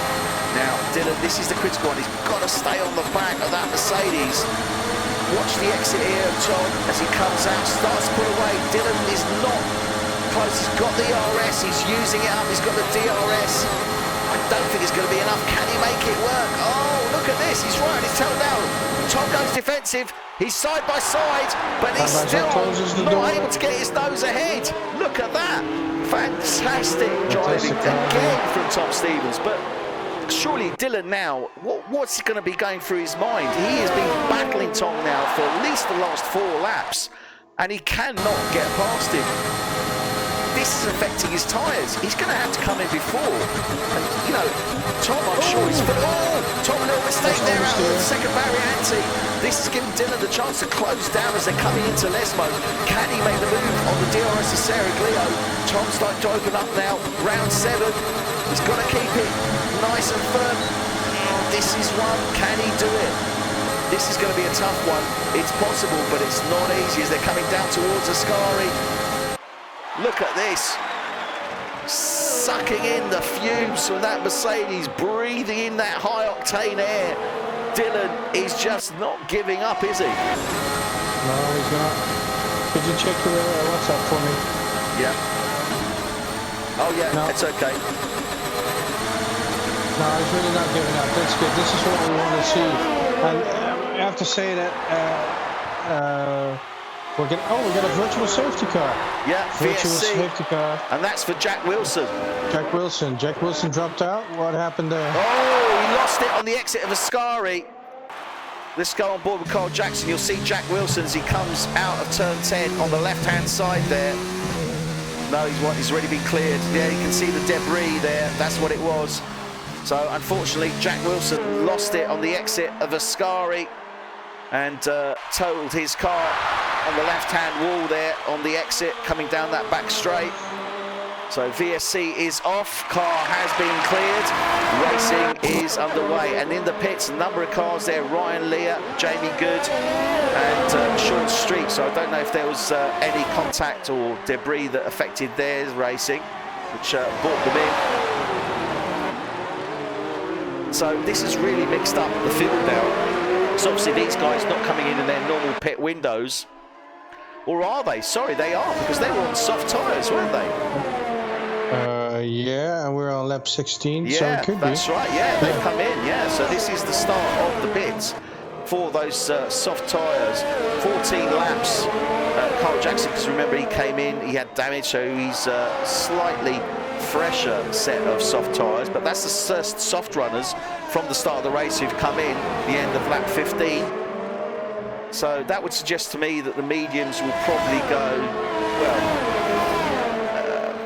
with clear conditions, I would expect them to go to, you know, 30 or thereabouts. You can probably push them to 35, but I don't think That's going to be the case for Dylan Platt. Let's have a quick look through the field.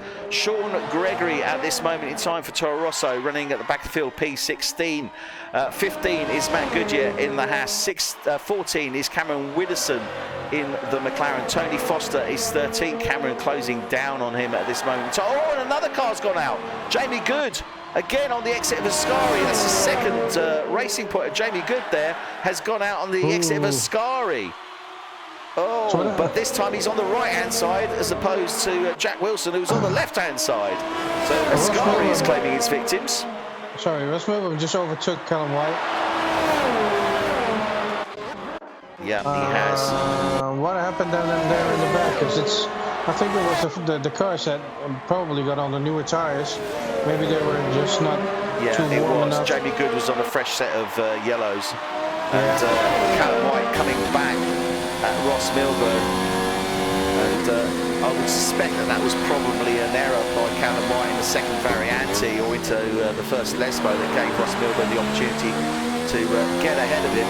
Tom Stevens said provisional fastest lap 124.2. But Callum White now has dropped down into that P4 position, chasing Ross Milburn in the Toro Rosso. And he's coming back in with the straight line speed of that Mercedes. Look at that! Look at that! Amazing! And, fantastic. 3-second penalty for Ross Milburn. That was unfortunate because he cut that because, well, it was just, But great drive from Callum White coming back there into that first Ascari. He's got that down to a T, hasn't he? It looked like Ross was standing still. Yeah, fantastic. Absolutely great one there. Comes back, takes that P3 position. Ross Milburn in 4. Phil Harris is now up to 5. So this is looking good for Phil Harris. And let's have a quick look here as to... where are we? Can I make a small statement for viewers here? Because we're getting some complaints about the in-car noise. Onboard sound. Yeah. And we know that in 2018 they also had this problem with the engine sounding weird, so I don't think there's anything we could do about it. Yeah, I mean, again, for those of you watching on YouTube, as Guido's saying there, this is actually a game glitch. Sometimes it's okay, at times it's not. Unfortunately, I don't run, obviously, with the full game sound, although I did pick up that it was a bit of a rough sound when I go on board with Dylan Platt.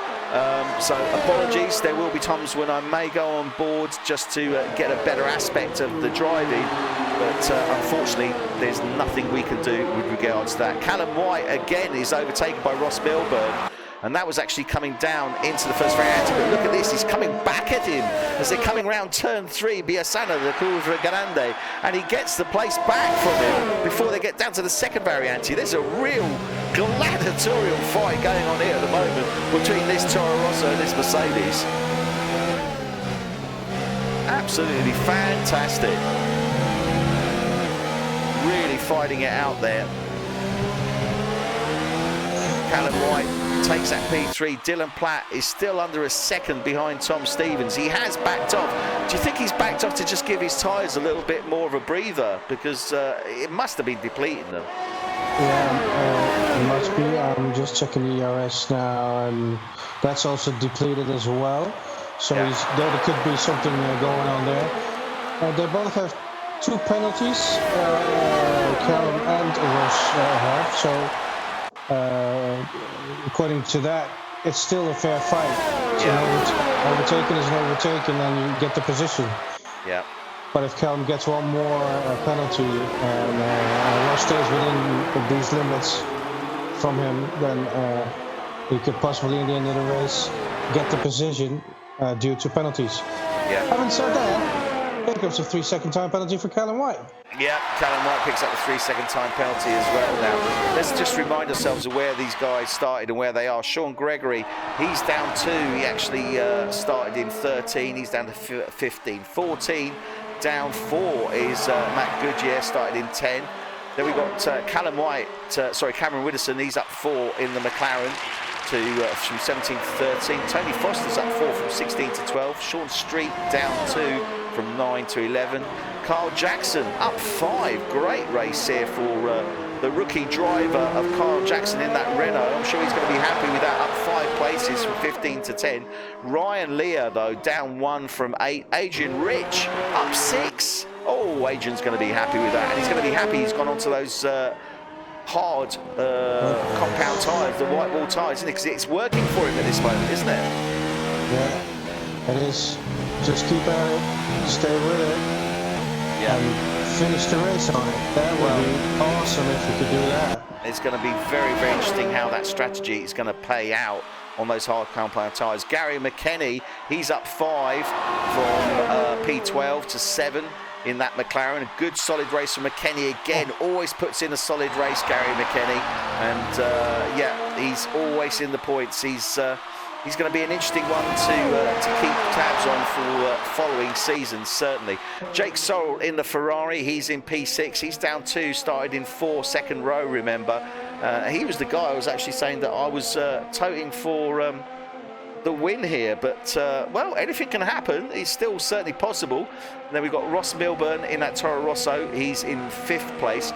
Phil Harris up 7, started in P11. He was really out of place there. Didn't make it work in that Q2 session, and unfortunately dropped out. Started in P11, but he's come back, and it's a solid one from him, up 7 places to P4. And then obviously we have the other guys there, Callum White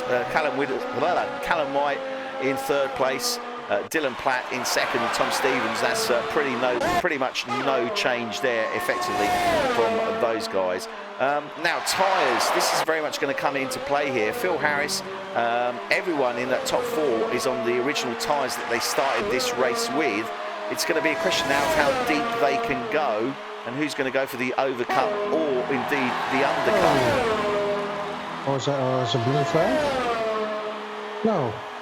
Something strange has happened. Ryan Lear, 3-second time penalty. He's just picked that up.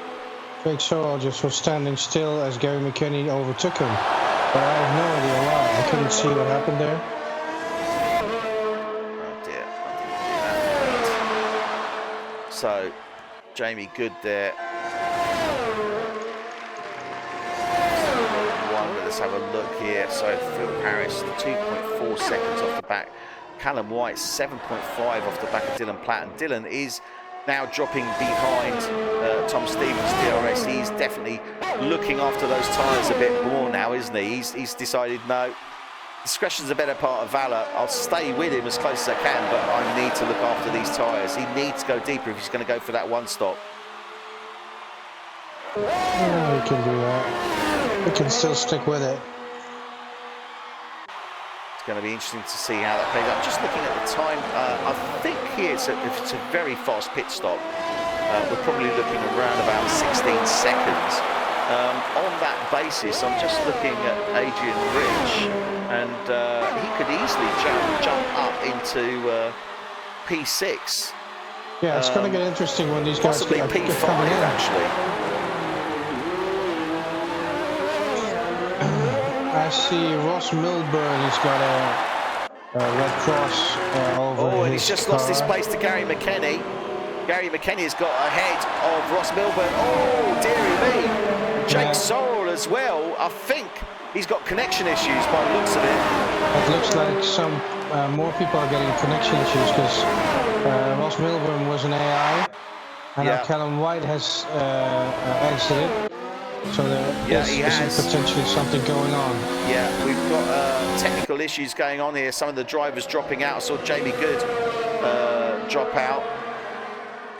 But he has DNF'd, so that's no great surprise there. But definitely we've got issues with Callum White and Ross Milburn as well. So some issues going on at this moment in time.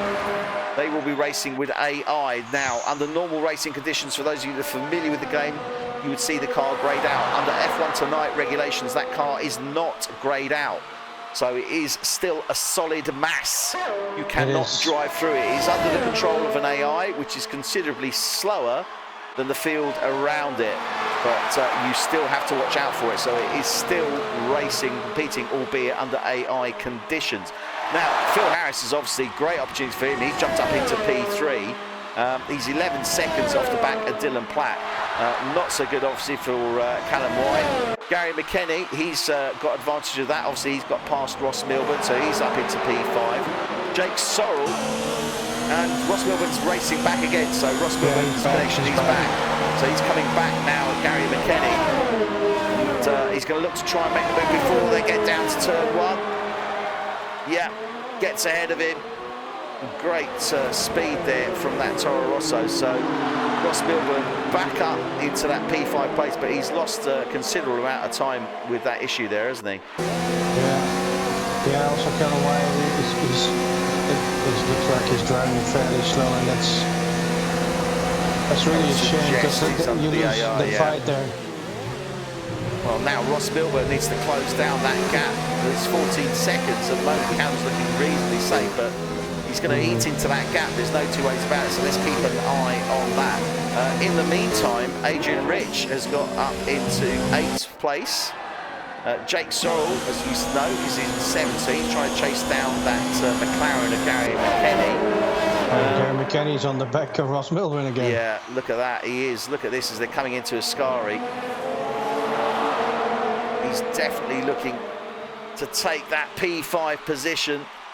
We are now on lap 25 of 53, rapidly approaching the halfway mark. This is F1 Tonight UK, Season 1, Round 14, here at the Monza circuit for the Italian Grand Prix. Jake Sorrell looking to try and make the move here. Yes, he does. Gets past Gary McKenny. Good move, but look at this. McKenny coming back as they're coming to Varianti. Try to have a look in. Not enough space. Great move there from Jake Sorrell. Yeah, not enough space. He didn't have any DRS left. Yeah. ERS, excuse me. Adrian Rich now only 9 seconds off the back of Gary McKenny. He's closing down on him. Oh, look at this. Look at this. They're coming in second Varianti. Oh, almost contact there between Jake Sorrell and Ross Milburn. Oh, and he's lost it. He's lost it. He's lost it. Jake Sorrell there went onto the rough, and it looks to me like he's wiped out that front. No, he hasn't. No, he has lost an end plate off the front left, though. I thought he'd actually wiped out that front wing, but he has lost an end plate. He already tagged the back of Ross Milburn there a bit, and after that, he lost it completely, and that's when he hit the barrier. Yeah. Yeah, it's a great shame, really is. But, you know, that's what happens. Yeah, that's what happens. In racing conditions. I have to say, I'm looking at his telemetry now. I don't know if you can see this of Jake Sorrell and his gas mark. You can't see it now, but when he was pushing, it was going up. Yeah, he's into the pits. So it leads to me that it seems to me that he's riding on the limit of the fuel that he has. Well, we'll see how already in the half pans of the out game. for him. The race. Sorry, the game. So Jake Sorrell is now in the pits, and let's see what he's gone on to. He's gone on to a set of mediums. So let's have a quick look here. So the medium runners now 25 laps. That's our top 5 runners, and Ross Milburn has got past Callum White again. So that battle between Ross Milburn and Callum White, it just seems never-ending somehow. Yeah, they're playing tag. And Gary McKenny is gonna get into that as well. He's going past. Gary McKenny, he's got past Callum White as well. Now, is Callum under AI again? Is this a connection issue? I can't see until somebody's actually behind him. But could this be another? Don't know. Yeah, it could be. It could be another connection issue. Adrian Rich is closing down on the back of him now. Won't be able to see. Might do once he actually gets around there, but I think Callum White may have another connection issue. Gary McKenny and Ross Milburn both got past him, so they're up into 4th and 5th positions respectively. Phil Harris in that P3, still 11, well nearly 12 seconds off the back of Dylan Platt. Dylan Platt sort of hanging in there. He's 1.7 seconds, was 1.6 behind Tom Stevens. They are on equal medium tyres. I suspect that Dylan is just taking a little bit more care of his tyres now after racing, what was it, about 5 or 6 laps right on the exhaust fumes of Tom Stevens, wasn't he? Yeah. That was awesome to see. It was fantastic racing, but, you know, great racing from Tom Stevens, though. Just really controlled that. Controlled it, closed the door. You know, he didn't phase him. He just, yeah, it was really excellent driving from both of them, I've got to say. Yeah. Particularly from Tom in totally those defense. Respectful. Yeah. Yeah, I'm now looking at Adrian. He's behind the car, Callum White. Callum White has got a connection issue, is an AI. Yeah, he is in AI, I thought as much. But, well, Adrian isn't going to worry too much about that. He's certainly going to get past him, and that's going to help him because he's going to get up into that P6 position. And then we've got Ryan Lear closing in behind as well. He's probably going to make a move on the exit of Parabolica or around Parabolica. So Callum White with connection issues, so that's why he's down in that P7 position. Right, let's run through our runners and riders as they stand at this moment in time. Tom Stevens leads the way in that Mercedes at this moment in time, but Dylan Platt is not far behind. There he is there, only 1.3 seconds. He's starting to close down that gap now. He's coming back at Tom Stevens. This could be an interesting one because he's going to try and push him to pit. The pit window, I think, maybe is coming about. We're on 28 laps as it stands at this moment in time, going to go on to 29.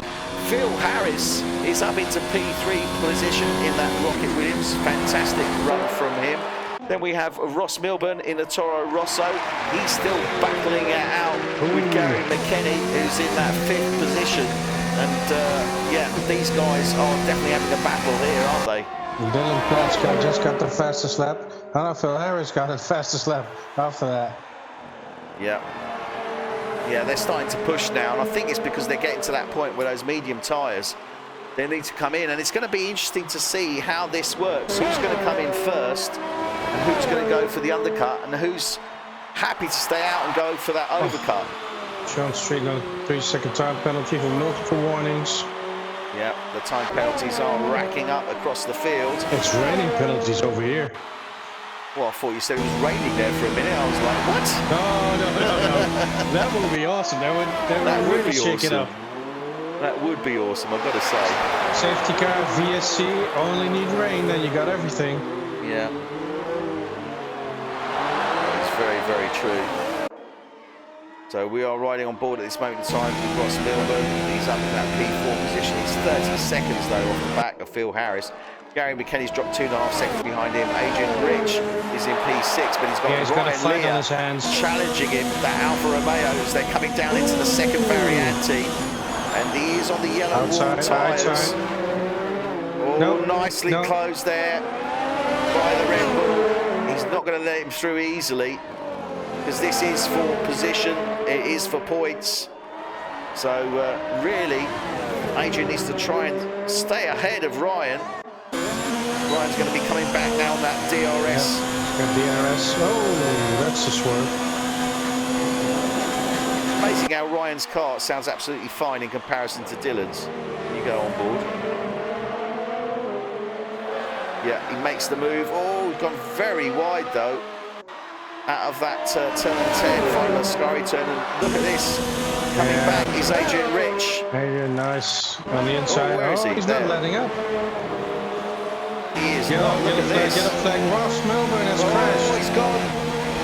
Ross Milburn lost it on Parabolica. You can just see him on the right-hand side there. These guys are side by side now as they're coming down to the first Variante. Oh, he's got advantages to the Red Bull. Top speed. Yeah, advantage to the Red Bull there, but watch Ryan Lear coming back on the exit there. Yeah, Ryan Lear just getting his nose ahead, does get his nose ahead on the exit, and that's what I said, watch him on the exit there. And now Adrian Rich is going to come back on him. VSC, here we go. Oh, virtual safety car, yeah, and that's for that Ross Milburn DNF as he was coming it looked like it was just as he was hit the apex of Parabolica coming out of it. He must have gone too far onto that right-hand side, hit the dirt, and it spun him, on the left-hand side, spun him into the right, into the wall. So VSC is out, shouldn't stay out for too long, probably won't even be a lap. But now the guys have to keep their delta times. What does that mean? That means they've got to stay, they've got to slow the cars down, but keep the same distance to the cars ahead of them and behind them. Very, very difficult. I've got to say, I hate VSC. Tom Stevens and Dylan Platt have been inside, as well as Phil Harris, and they're on the softs. Yeah, so they've all come in and gone onto the soft compound tyres. Now that's a good shout, all of them coming in. Dylan's obviously stayed there. Dylan is 3.5 seconds now off the back of Tom Stevens, but Phil Harris is now under 10 seconds off the back of Dylan Platt. They've all gone onto the soft tyres. There are 22 laps remaining. Remember, at the start of this race, we saw the guys come in off those soft compound tyres from the start of the race of 16 laps. Remember, they would have also done at least 2 or 3 laps in qualifying. So that's round about 19 laps with a full fuel load. 22 laps is a realistic target for these softs to close this race, isn't it, Guido? Yeah. It really, I think it's, I don't know, it's so difficult to predict when you got guys like Dylan Platt, you know? Yeah. And Tom Stevens, to be fair, they're both great drivers. They can squeeze every inch out of those tires, so it's really difficult to predict. Well, Dylan has closed that gap to Tom Stevens by a couple of tenths. So he is starting to close him down, but it doesn't mean he's going to push that higher. Yeah, Adrian has come in, and he's coming onto the mediums. So clearly those hards didn't quite work. He did 30 laps on them, so it's not too bad. Yeah, but he's going to go the distance anyway with these tires. Oh yeah, medium fuel definitely will. Yeah, definitely. So let's have a quick look here at the stops. So pretty much one stop for the top 4 or 5 guys there. Let's have a look at the tyre choices. Let's see where they are. So Gary McKenny is going to have to pit, definitely, to change tyres. Ryan Lear, I suspect, is going to have to pit, as is Sean Street. Matt Goodyear in the Haas may not have to pit. He could go to the end, potentially, on those hard compound tyres. Depends how he manages them. Sean Gregory is going to have to pit, and that's about it. Everyone else, apart from those that I've mentioned, will be going to the end of this race on the tyres that they have. The rest will pit and probably go on to, I suspect, probably the soft wall tyre, depending on when they come in. Some of them might even want to try and stretch it out. So Phil Harris comes across the line. And Dylan Platt, actually, Guido, I just want to make a correction. Dylan Platt actually came in before VSC because he's actually got an extra lap. So he actually tried to do the undercut on Tom Stevens, but it didn't work. I was wondering why he was 3 odd seconds off the back of him, and that is why. So Dylan Platt did go for the undercut on Tom Stevens, came in a lap before Tom, but it just did not work. And I think it didn't work because, unfortunately for him, it's when the VSC activated, wasn't it? Yeah, it so you had to slow down. I have to say that I saw Tony Foster coming in on the softer compound and got the softer compound again. But he was driving 22 laps on those. So if that's the margin that people have, they're going to finish the race on the red wall tires. Definitely. Well, we've only got 20 laps remaining now, and let's have a look through this field again. We'll do it in reverse order. So the P14 at this moment in time is one of the rookie drivers there, Kyle Jackson. Great race from him, and I'm sure he can be very, very happy. He needs to take it to the end. There is the potential for points. He's sitting in P14, no points at the moment there, but as we can see, anything can happen. We've already had 4 drivers DNF, so all it takes is that, and then he's into the points. Kyle Jackson is in P14. In P13, we have Cameron Widdowson in that McLaren. good solid race from him. P12 though is Callum White, and this hasn't gone his way. He's had connection issues, and I think he still is under connection issues. So Callum White, I don't think he's actually reconnected, so that's his AI. He's down in P12. P11 is Sean Gregory in the Toro Rosso. Yeah, he just picked up a penalty again. Yeah, it's not. Yeah, Sean Gregory, not the race I think that he was hoping for. Super driving early on from him, but it just has not gone his way. Let's see what he can recoup from this. Tony Foster in the Ferrari. He's in the points, as he always is. Always, every race Tony's there. He may be picking up single-digit points, but they all add up, and that's what's put him in P9 in the championship so far. But for this race, he's currently in P10. Adrian Rich in the Red Bull. He's in P9. Then in P8 we have Matt Goodyear in the Haas. Ahead of him we have Gary McKenny, and he's fighting at the moment. Jake Sorrell looks like he's trying to get him for that P6 position. So Gary McKenny, he's in 7, closing down on Jake Sorrell as they're coming into Ascari. Let's go on board actually, get a bit of the action. Look at that, he is really up close and personal there, isn't he, Guido? Yeah, go with that beautiful car.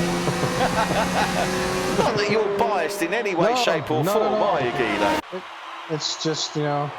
The fact that you drive a McLaren in the NL League has got nothing to do with it. Nothing to do with it at all. No, but he should be overtaken very soon, because he's got the softer compound. Having said that, he's taking a lot of distance.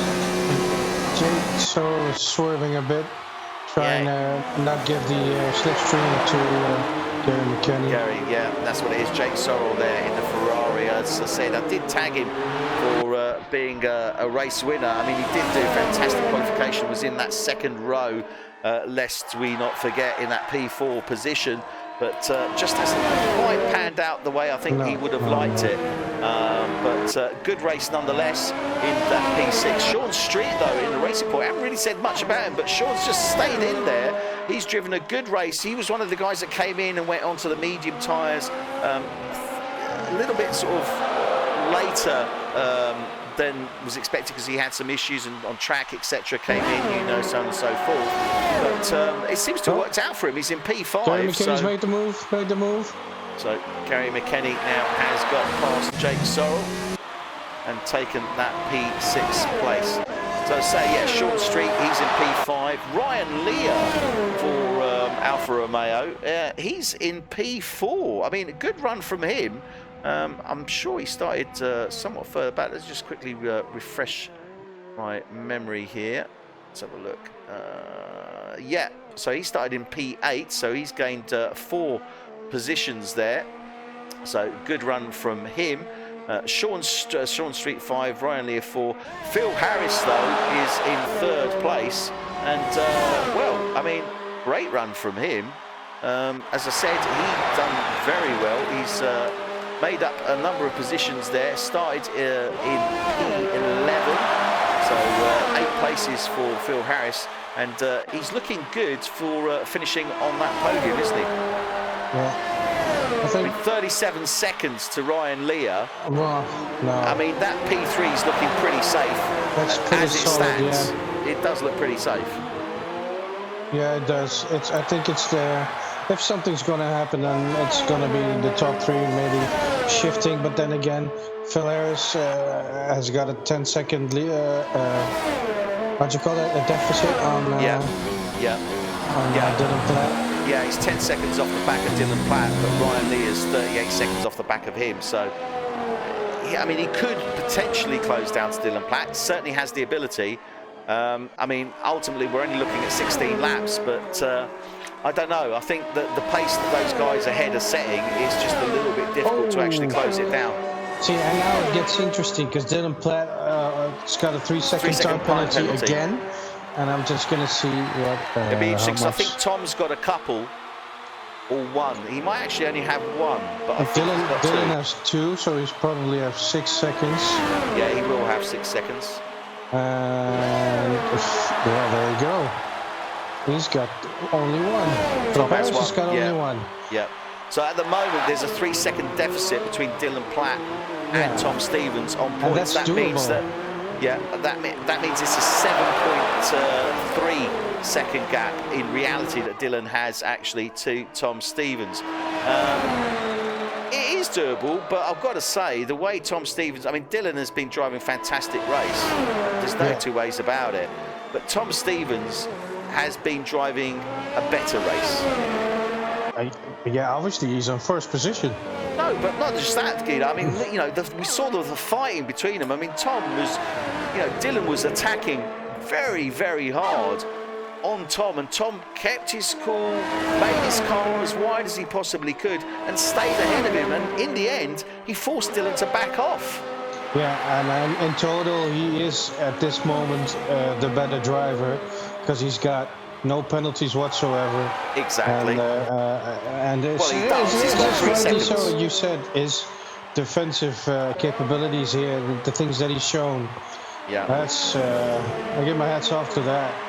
Well, you know, Tom did say on the podium interview that he's looking to gun for that championship win, and Dylan Platt is obviously the guy that he's got a gun for. Dylan pretty much took it on the chin and said, okay, bring it on, and you can see that's exactly what's happening. And if this is a taste of what's to come in the next 7 races for the end of this season 1, it's going to be very, very interesting indeed to see these two guys battle it out on the track. It's going to be awesome, isn't it? Yeah, it's going to be great, you know, and it all comes down to the one might have a better feeling with this track than the other. Yeah. And after this, you get from the top of my head, you get Singapore. Yes. Oh, you know, what a track! One of my all-time favorites is Singapore. Yeah. I've Made got to one say, move to the I'm not a wrong lover. mistake, and you're gone. Yeah. And that is it, and that is the thing with Singapore. It takes no prisoners, does it? I mean, as you said, it is a street track, very, very tight, certainly with the barriers and the runoffs, etc. And that makes it doubly difficult. It's raced at night as well, albeit obviously the humidity conditions, the humidity is high, but the actual track heat, etc., is high as well. So it's, you wouldn't want to race it during the day, I think, that's for sure. But yeah, it's going to be an interesting one. I think that, to be honest with you, I think Tom might well have the advantage in Singapore next week, and maybe that's what he's thinking of. You know, these are the tracks that that are probably better for him. Dylan Platt gets hauled back. Who? Dylan Platt gets hauled back by some traffic. By a back marker, yeah. Yeah, and that was actually, I think that may have been Sean Street. Because, it was, because he's the only racing point remaining. So that was Sean Street. And he gets past Adrian Rich, but now he's nearly 5 seconds off the back of Tom Stevens. Oh, that's cost him. And that's 8 seconds. He's lost about a good 7/10, I think. 700, sorry. He's lost a good 700s on that. Sean Street's fighting with Adrian. He's 0.1444 seconds behind him. And that's why he's in there. Again, that's difficult because obviously these guys were coming through, or Dylan was coming through in the middle of a battle for, P8, and that's what it's all about. That's why there was that issue there. Because these guys, they don't want to give, they've got to give way, but equally, they don't want to give the advantage to the guy that's trying to overtake them. Yeah, and then it's corner 1 and 2, and you have no room there. So that's... Look at this, Sean Street riding on the back of that Red Bull there. Gets ahead. Can he make it stick though? Yes, he does. So Sean Street takes that P8 position from Adrian Rich, moves up into P8. Good move there from the Racing Point driver, Sean Street. Gotta say, good move there, wasn't it? Yeah, it was a good move. Tony Foster is also closing down on Sean Gregory. Yeah. And again, Sean Gregory just not had the race No, that we'd expect. It's very unexpected. He's normally so much in there. I mean, early on, it's almost like he was almost sort of lost the will because of the start, the incidents that he had at the beginning. It could be that he's really thinking about driving his own race. The front nose is gone, whatever happened, and drive your own race, try and get into the points and finish it. Yeah. It could be instead it's just a mental state, that you're going to be in. Yeah, it does make it hard, certainly. But Tony Foster is going to be challenging him very soon, I think. Sean Gregory in 10 there, Adrian Rich 9, Sean Street 8, Ryan Lear 7. Ryan Lear's dropped down 7 because he's come in and gone on to a fresh set of salt. Matt Goodyear still on those half compound tyres. I'm really going to be interested to see how deep he can go on that. He's on 31 laps. I suspect that he'd probably go to round about here, but maybe he can actually stretch them out. And if he can, it's going to help him. But equally, he's going to come under challenge. It's a difficult call to make, isn't it? There's only 11 laps remaining. Does he stay out there and lose time, or does he come in and go on to some compound tyre? Really tough choice for a driver at this moment in time, isn't it? It all comes down to what you feel. Yeah. Watching the time go down, and in the end, more just what you feel. If you don't have the traction, just go back in, because you're gonna lose the car in the end, and then let's not do that. It's a waste. Yeah. I always look at it from the point of view as to how much time you're losing to the car behind you, but you guys obviously, when you're in the car, you don't know how much time you're losing, do you? Yeah, you can. You can monitor the time yourself, lap times, and just remember it. But it's usually it's a bit of a feeling you have with the car, because if the degradation gets really bad, Matt Goodyear has come in. Sorry, he has come in. So Matt Goodyear has come into the pits, and he will be coming off 32 laps. Those white wall tyres. Oh, he has the freshest red set now, so nice fresh set. Just going to go through the field here and see where we are. But at this moment in time, the field's pretty much spread. We've got 10 laps remaining now. It's really spread, Tom Stevens is still 5 seconds on track ahead of Dylan Platt. But with penalties, in reality, he's actually 8.5 seconds now ahead of Dylan Platt. And Dylan's going to be sitting there thinking, right, okay, what can I do? And the response to that is, the only thing you can do is go faster and try and close down that gap. And don't make more penalties. Yeah. And he's got his teammate Ryan Lear right close behind him as well. I've got to say, Dylan normally races pretty clean. Oh. Here we go. And it's another 3 seconds. So, my goodness me, that is not going to help him now. Because the deficit now is 11 seconds. Yeah. Look. And that's... I mean, is that the fact because he's got his teammate riding on the back of him there? Because his teammate, Ryan Lear, is actually running in 6th place. So he's clearly been lapped by Dylan. But he was harrying him a bit. Maybe Dylan didn't realise who it was that was behind him. I don't know, but that made him make that mistake and obviously get that 3-second penalty. He's now got 6 seconds of penalties, or 9 seconds as opposed to Tom Stevens' 3. This has not helped him, has it? No, this has cost him the race. I can tell you that. Yeah. And potentially cost him another place on the podium. He will stay on the podium, but potentially be a 3rd. Do you think? I don't think Phil Harris is going to have enough time to catch him. He's got 9 laps. No, I'm not saying that he is, but it's if it keeps going on like this and keeps collecting penalties, who knows what will happen? Actually, that's a very good point. I don't know. Can you just check if Phil Harris has got any penalties? Because that's a very, very good point you're making there, Guido, and I've actually missed that, because if Phil Harris hasn't got any penalties, that means he's actually... one. Okay, yeah, so one. He's actually 4... So in reality, he's 4 seconds off the back of Dylan. So if he can close that gap down, let's see, to, say, 6 seconds, he could actually take that... He could actually take that 2nd place on the podium from Dylan Platt, as you rightly say, and relegate Dylan to 3rd. Yeah, and that's why we, you know, in the NL League, we obviously get penalties as well. Yeah. But I have to say, it's a little bit different than what we see here, because the accumulation of penalty points is a bit bigger here. Yeah, I've got to say, I think it's sort of ebbs and flows. Obviously, from my experience and commentating with both, it does ebb and flow, because I'll tell you now, there are quite a number of penalties that can be accrued and were accrued here at Monza last week.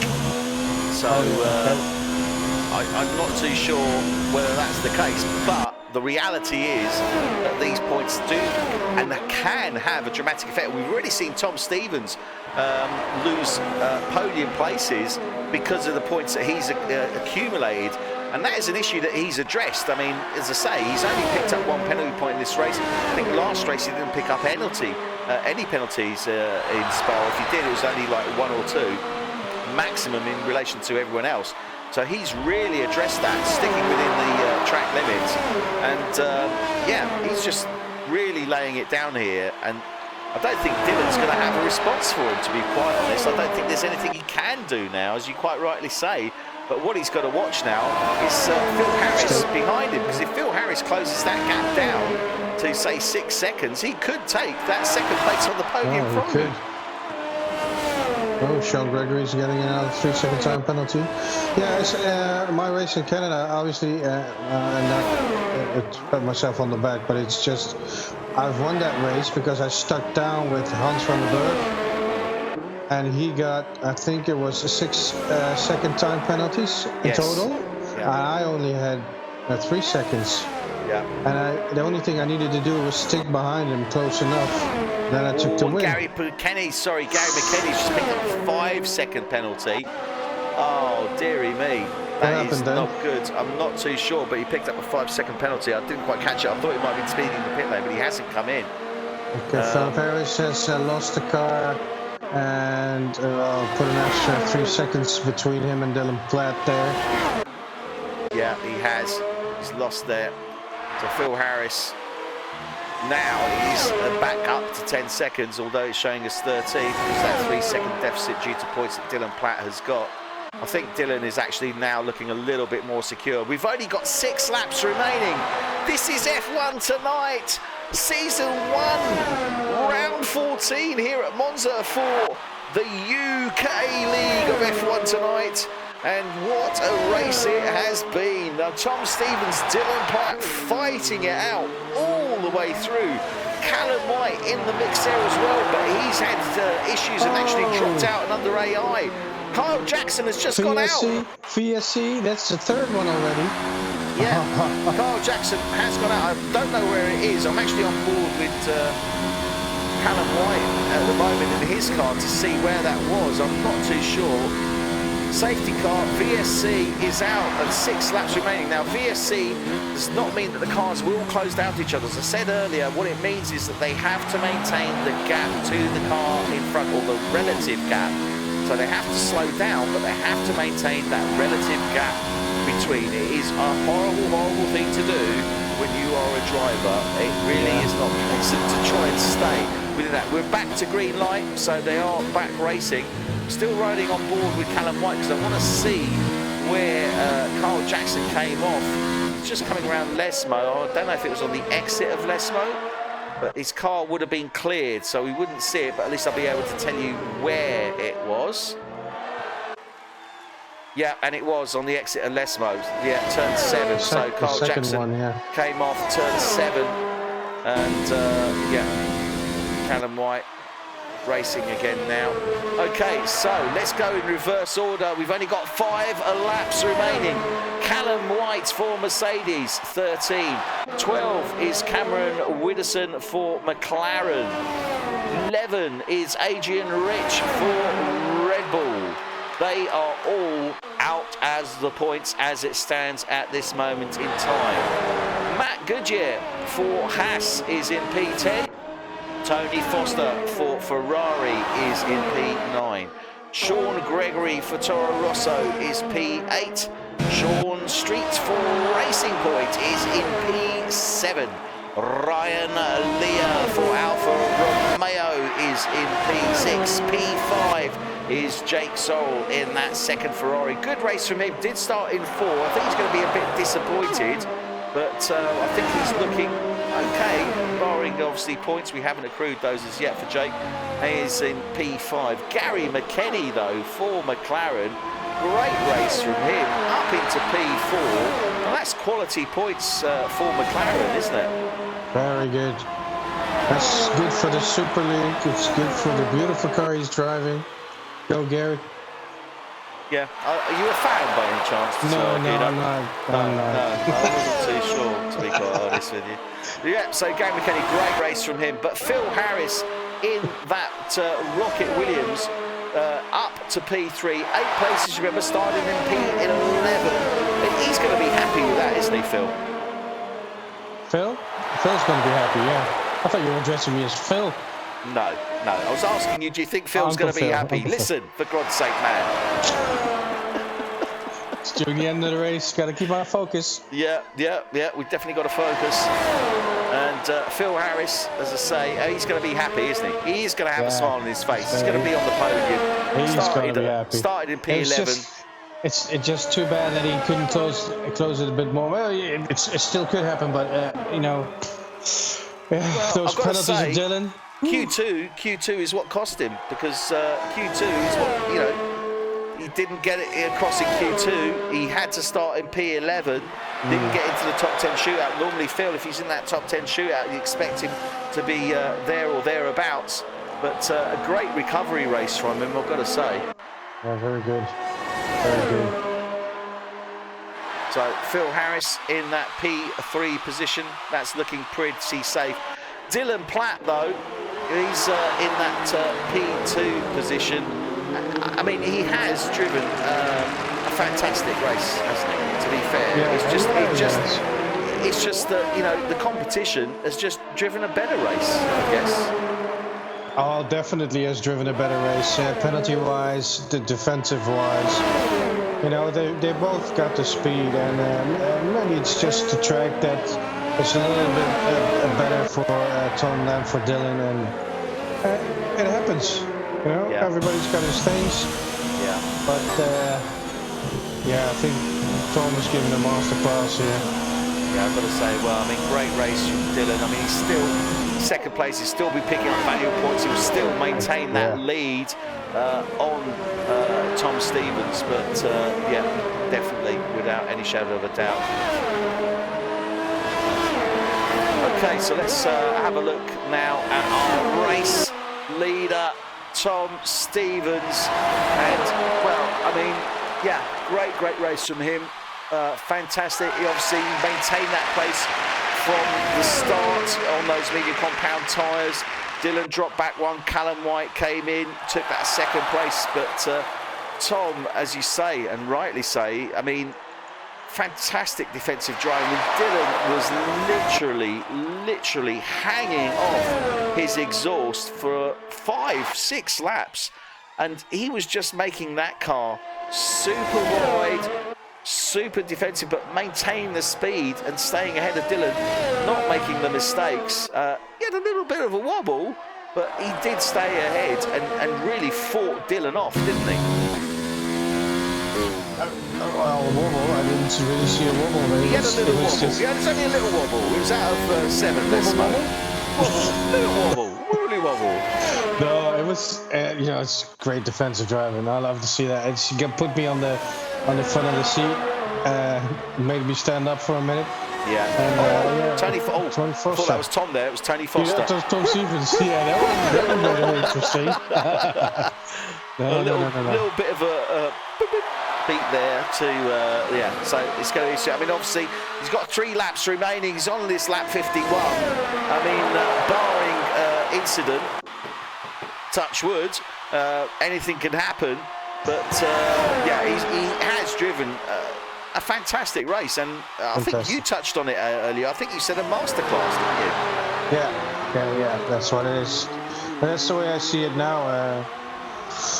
It was great, and we were there to luckily catch the action that happened there, and obviously everybody in the field has been fighting a lot, and we're sorry that we couldn't really see everything. Yeah, but it was a great fight to see. Yeah, and talking of great fights, I'm actually on board now with Ryan Lear, who's 2/10 off the back of Short Street as they come into the second variante, and he is pushing very hard to take that P7 from that racing point ahead of him.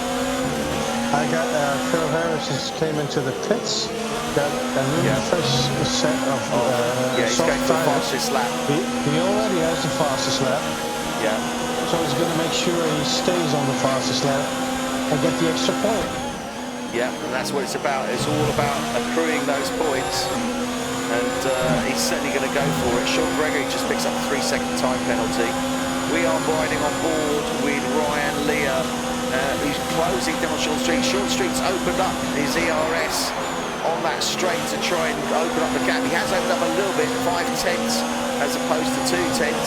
But Ryan is not giving up in any way, shape or form. He is really coming back. Look at the way he's coming back. Sean having to go defensive here as they're coming down turn 1. Is he going to make the move into the first variante? And look, in the background there, you can just see the McLaren there of Cameron Wilson, I think it is, or it could be Gary McKenny actually. Oh, he's picked up, it was Cameron Wilson, he's picked up a 3-second time penalty. Trying to get that, ground that corner, cuts the curve. Short Street stays ahead of Ryan Lear, but we can't stay with this because we need to get back to our race leader, Tom Stevens, who is now coming down Seraglio towards the Ascari, the final time for him to go around Ascari here. Tom Stevens, well, what can you say? Fantastic race from him. He's only got one corner to go now, which is Parabolica. And I'm sure he is going to be absolutely chuffed to bits as soon as he crosses that line, because he has driven a fantastic race. Another time penalty, Sean Street. And he comes across the line. Takes the win. Tom Stevens takes the win here in Monza for round 14 of F1 Tonight UK. Dylan Platt takes second place. Great race from him. And Phil Harris in the Rocket Williams just coming round Ascari now will take third. Fourth is Jake Sorrell. Fifth is Gary McKenny. 6 is Sean Street. 7 is Sean Gregory. Ryan Lear is 8. 9, Matt Goodyear. 10, Tony Foster. Adrian Rich. Oh, he's going to finish in 11th by the looks of it. Just out of the points, as does Cameron Wilson in 12th and Callum White in 13. But what a fantastic race. Gotta say, Guido, that was hard fought. And it was close as well, wasn't it? Yeah, that was a good race. It's been fun finally having another race again on the Tuesday. It was a good one to see. We had a lot of going on. We had VSCs, 3 of them. We had a real safety car. We only didn't have the rain. Yeah, that's the only thing that was missing. But Tom Stevens takes a deserved win there. Dylan Platt, fantastic second. And Phil Harris, awesome third, I've got to say. Driver of the day, though, Guido. It's got to go to Tom Stevens. I mean, Phil, great race from Phil, 11th to 3rd. Great race from Dylan as well. But Tom Stevens just ruled that. And yeah, great race from him, wasn't it? Yeah, I have to think so. I was looking at Phil and Gary McKenny as well. They bumped up a lot of places, but it's you can't go around the positions of the way Tom has driven. Yeah, that was a great race from Tom Stevens. Well, we hope you've enjoyed it. This Thursday, we do not have an F1 Tonight Netherlands race as they are on holiday. So next week, Tuesday, will be Singapore for F1 Tonight UK. And then on the Thursday, Netherlands will be back racing at Singapore. The events will swap back around again. with Netherlands taking the lead, but it's going to be a couple of weeks before that sort of kicks in, and then we've got the Christmas period. So we will be posting the what's going to be happening over the Christmas period and the New Year with the races. We'll post that up on the site. Might well put something on YouTube as well for you all. We hope you've enjoyed it. Please do join us next week, 7:30 UK time, 8:30 Central European time. That's Tuesday for the F1 Tonight UK Singapore, and then on the following Thursday will be F1 Tonight NL, 7:30 UK time, 8:30 Central European time. Don't forget to join us. Guido, thank you very, very much. I hope you've enjoyed it, sir. Yes, I have, actually. This is F1 Tonight. UK. So UK. No problem. Good night from me, everybody. Bye-bye. Good night. Good night, everyone.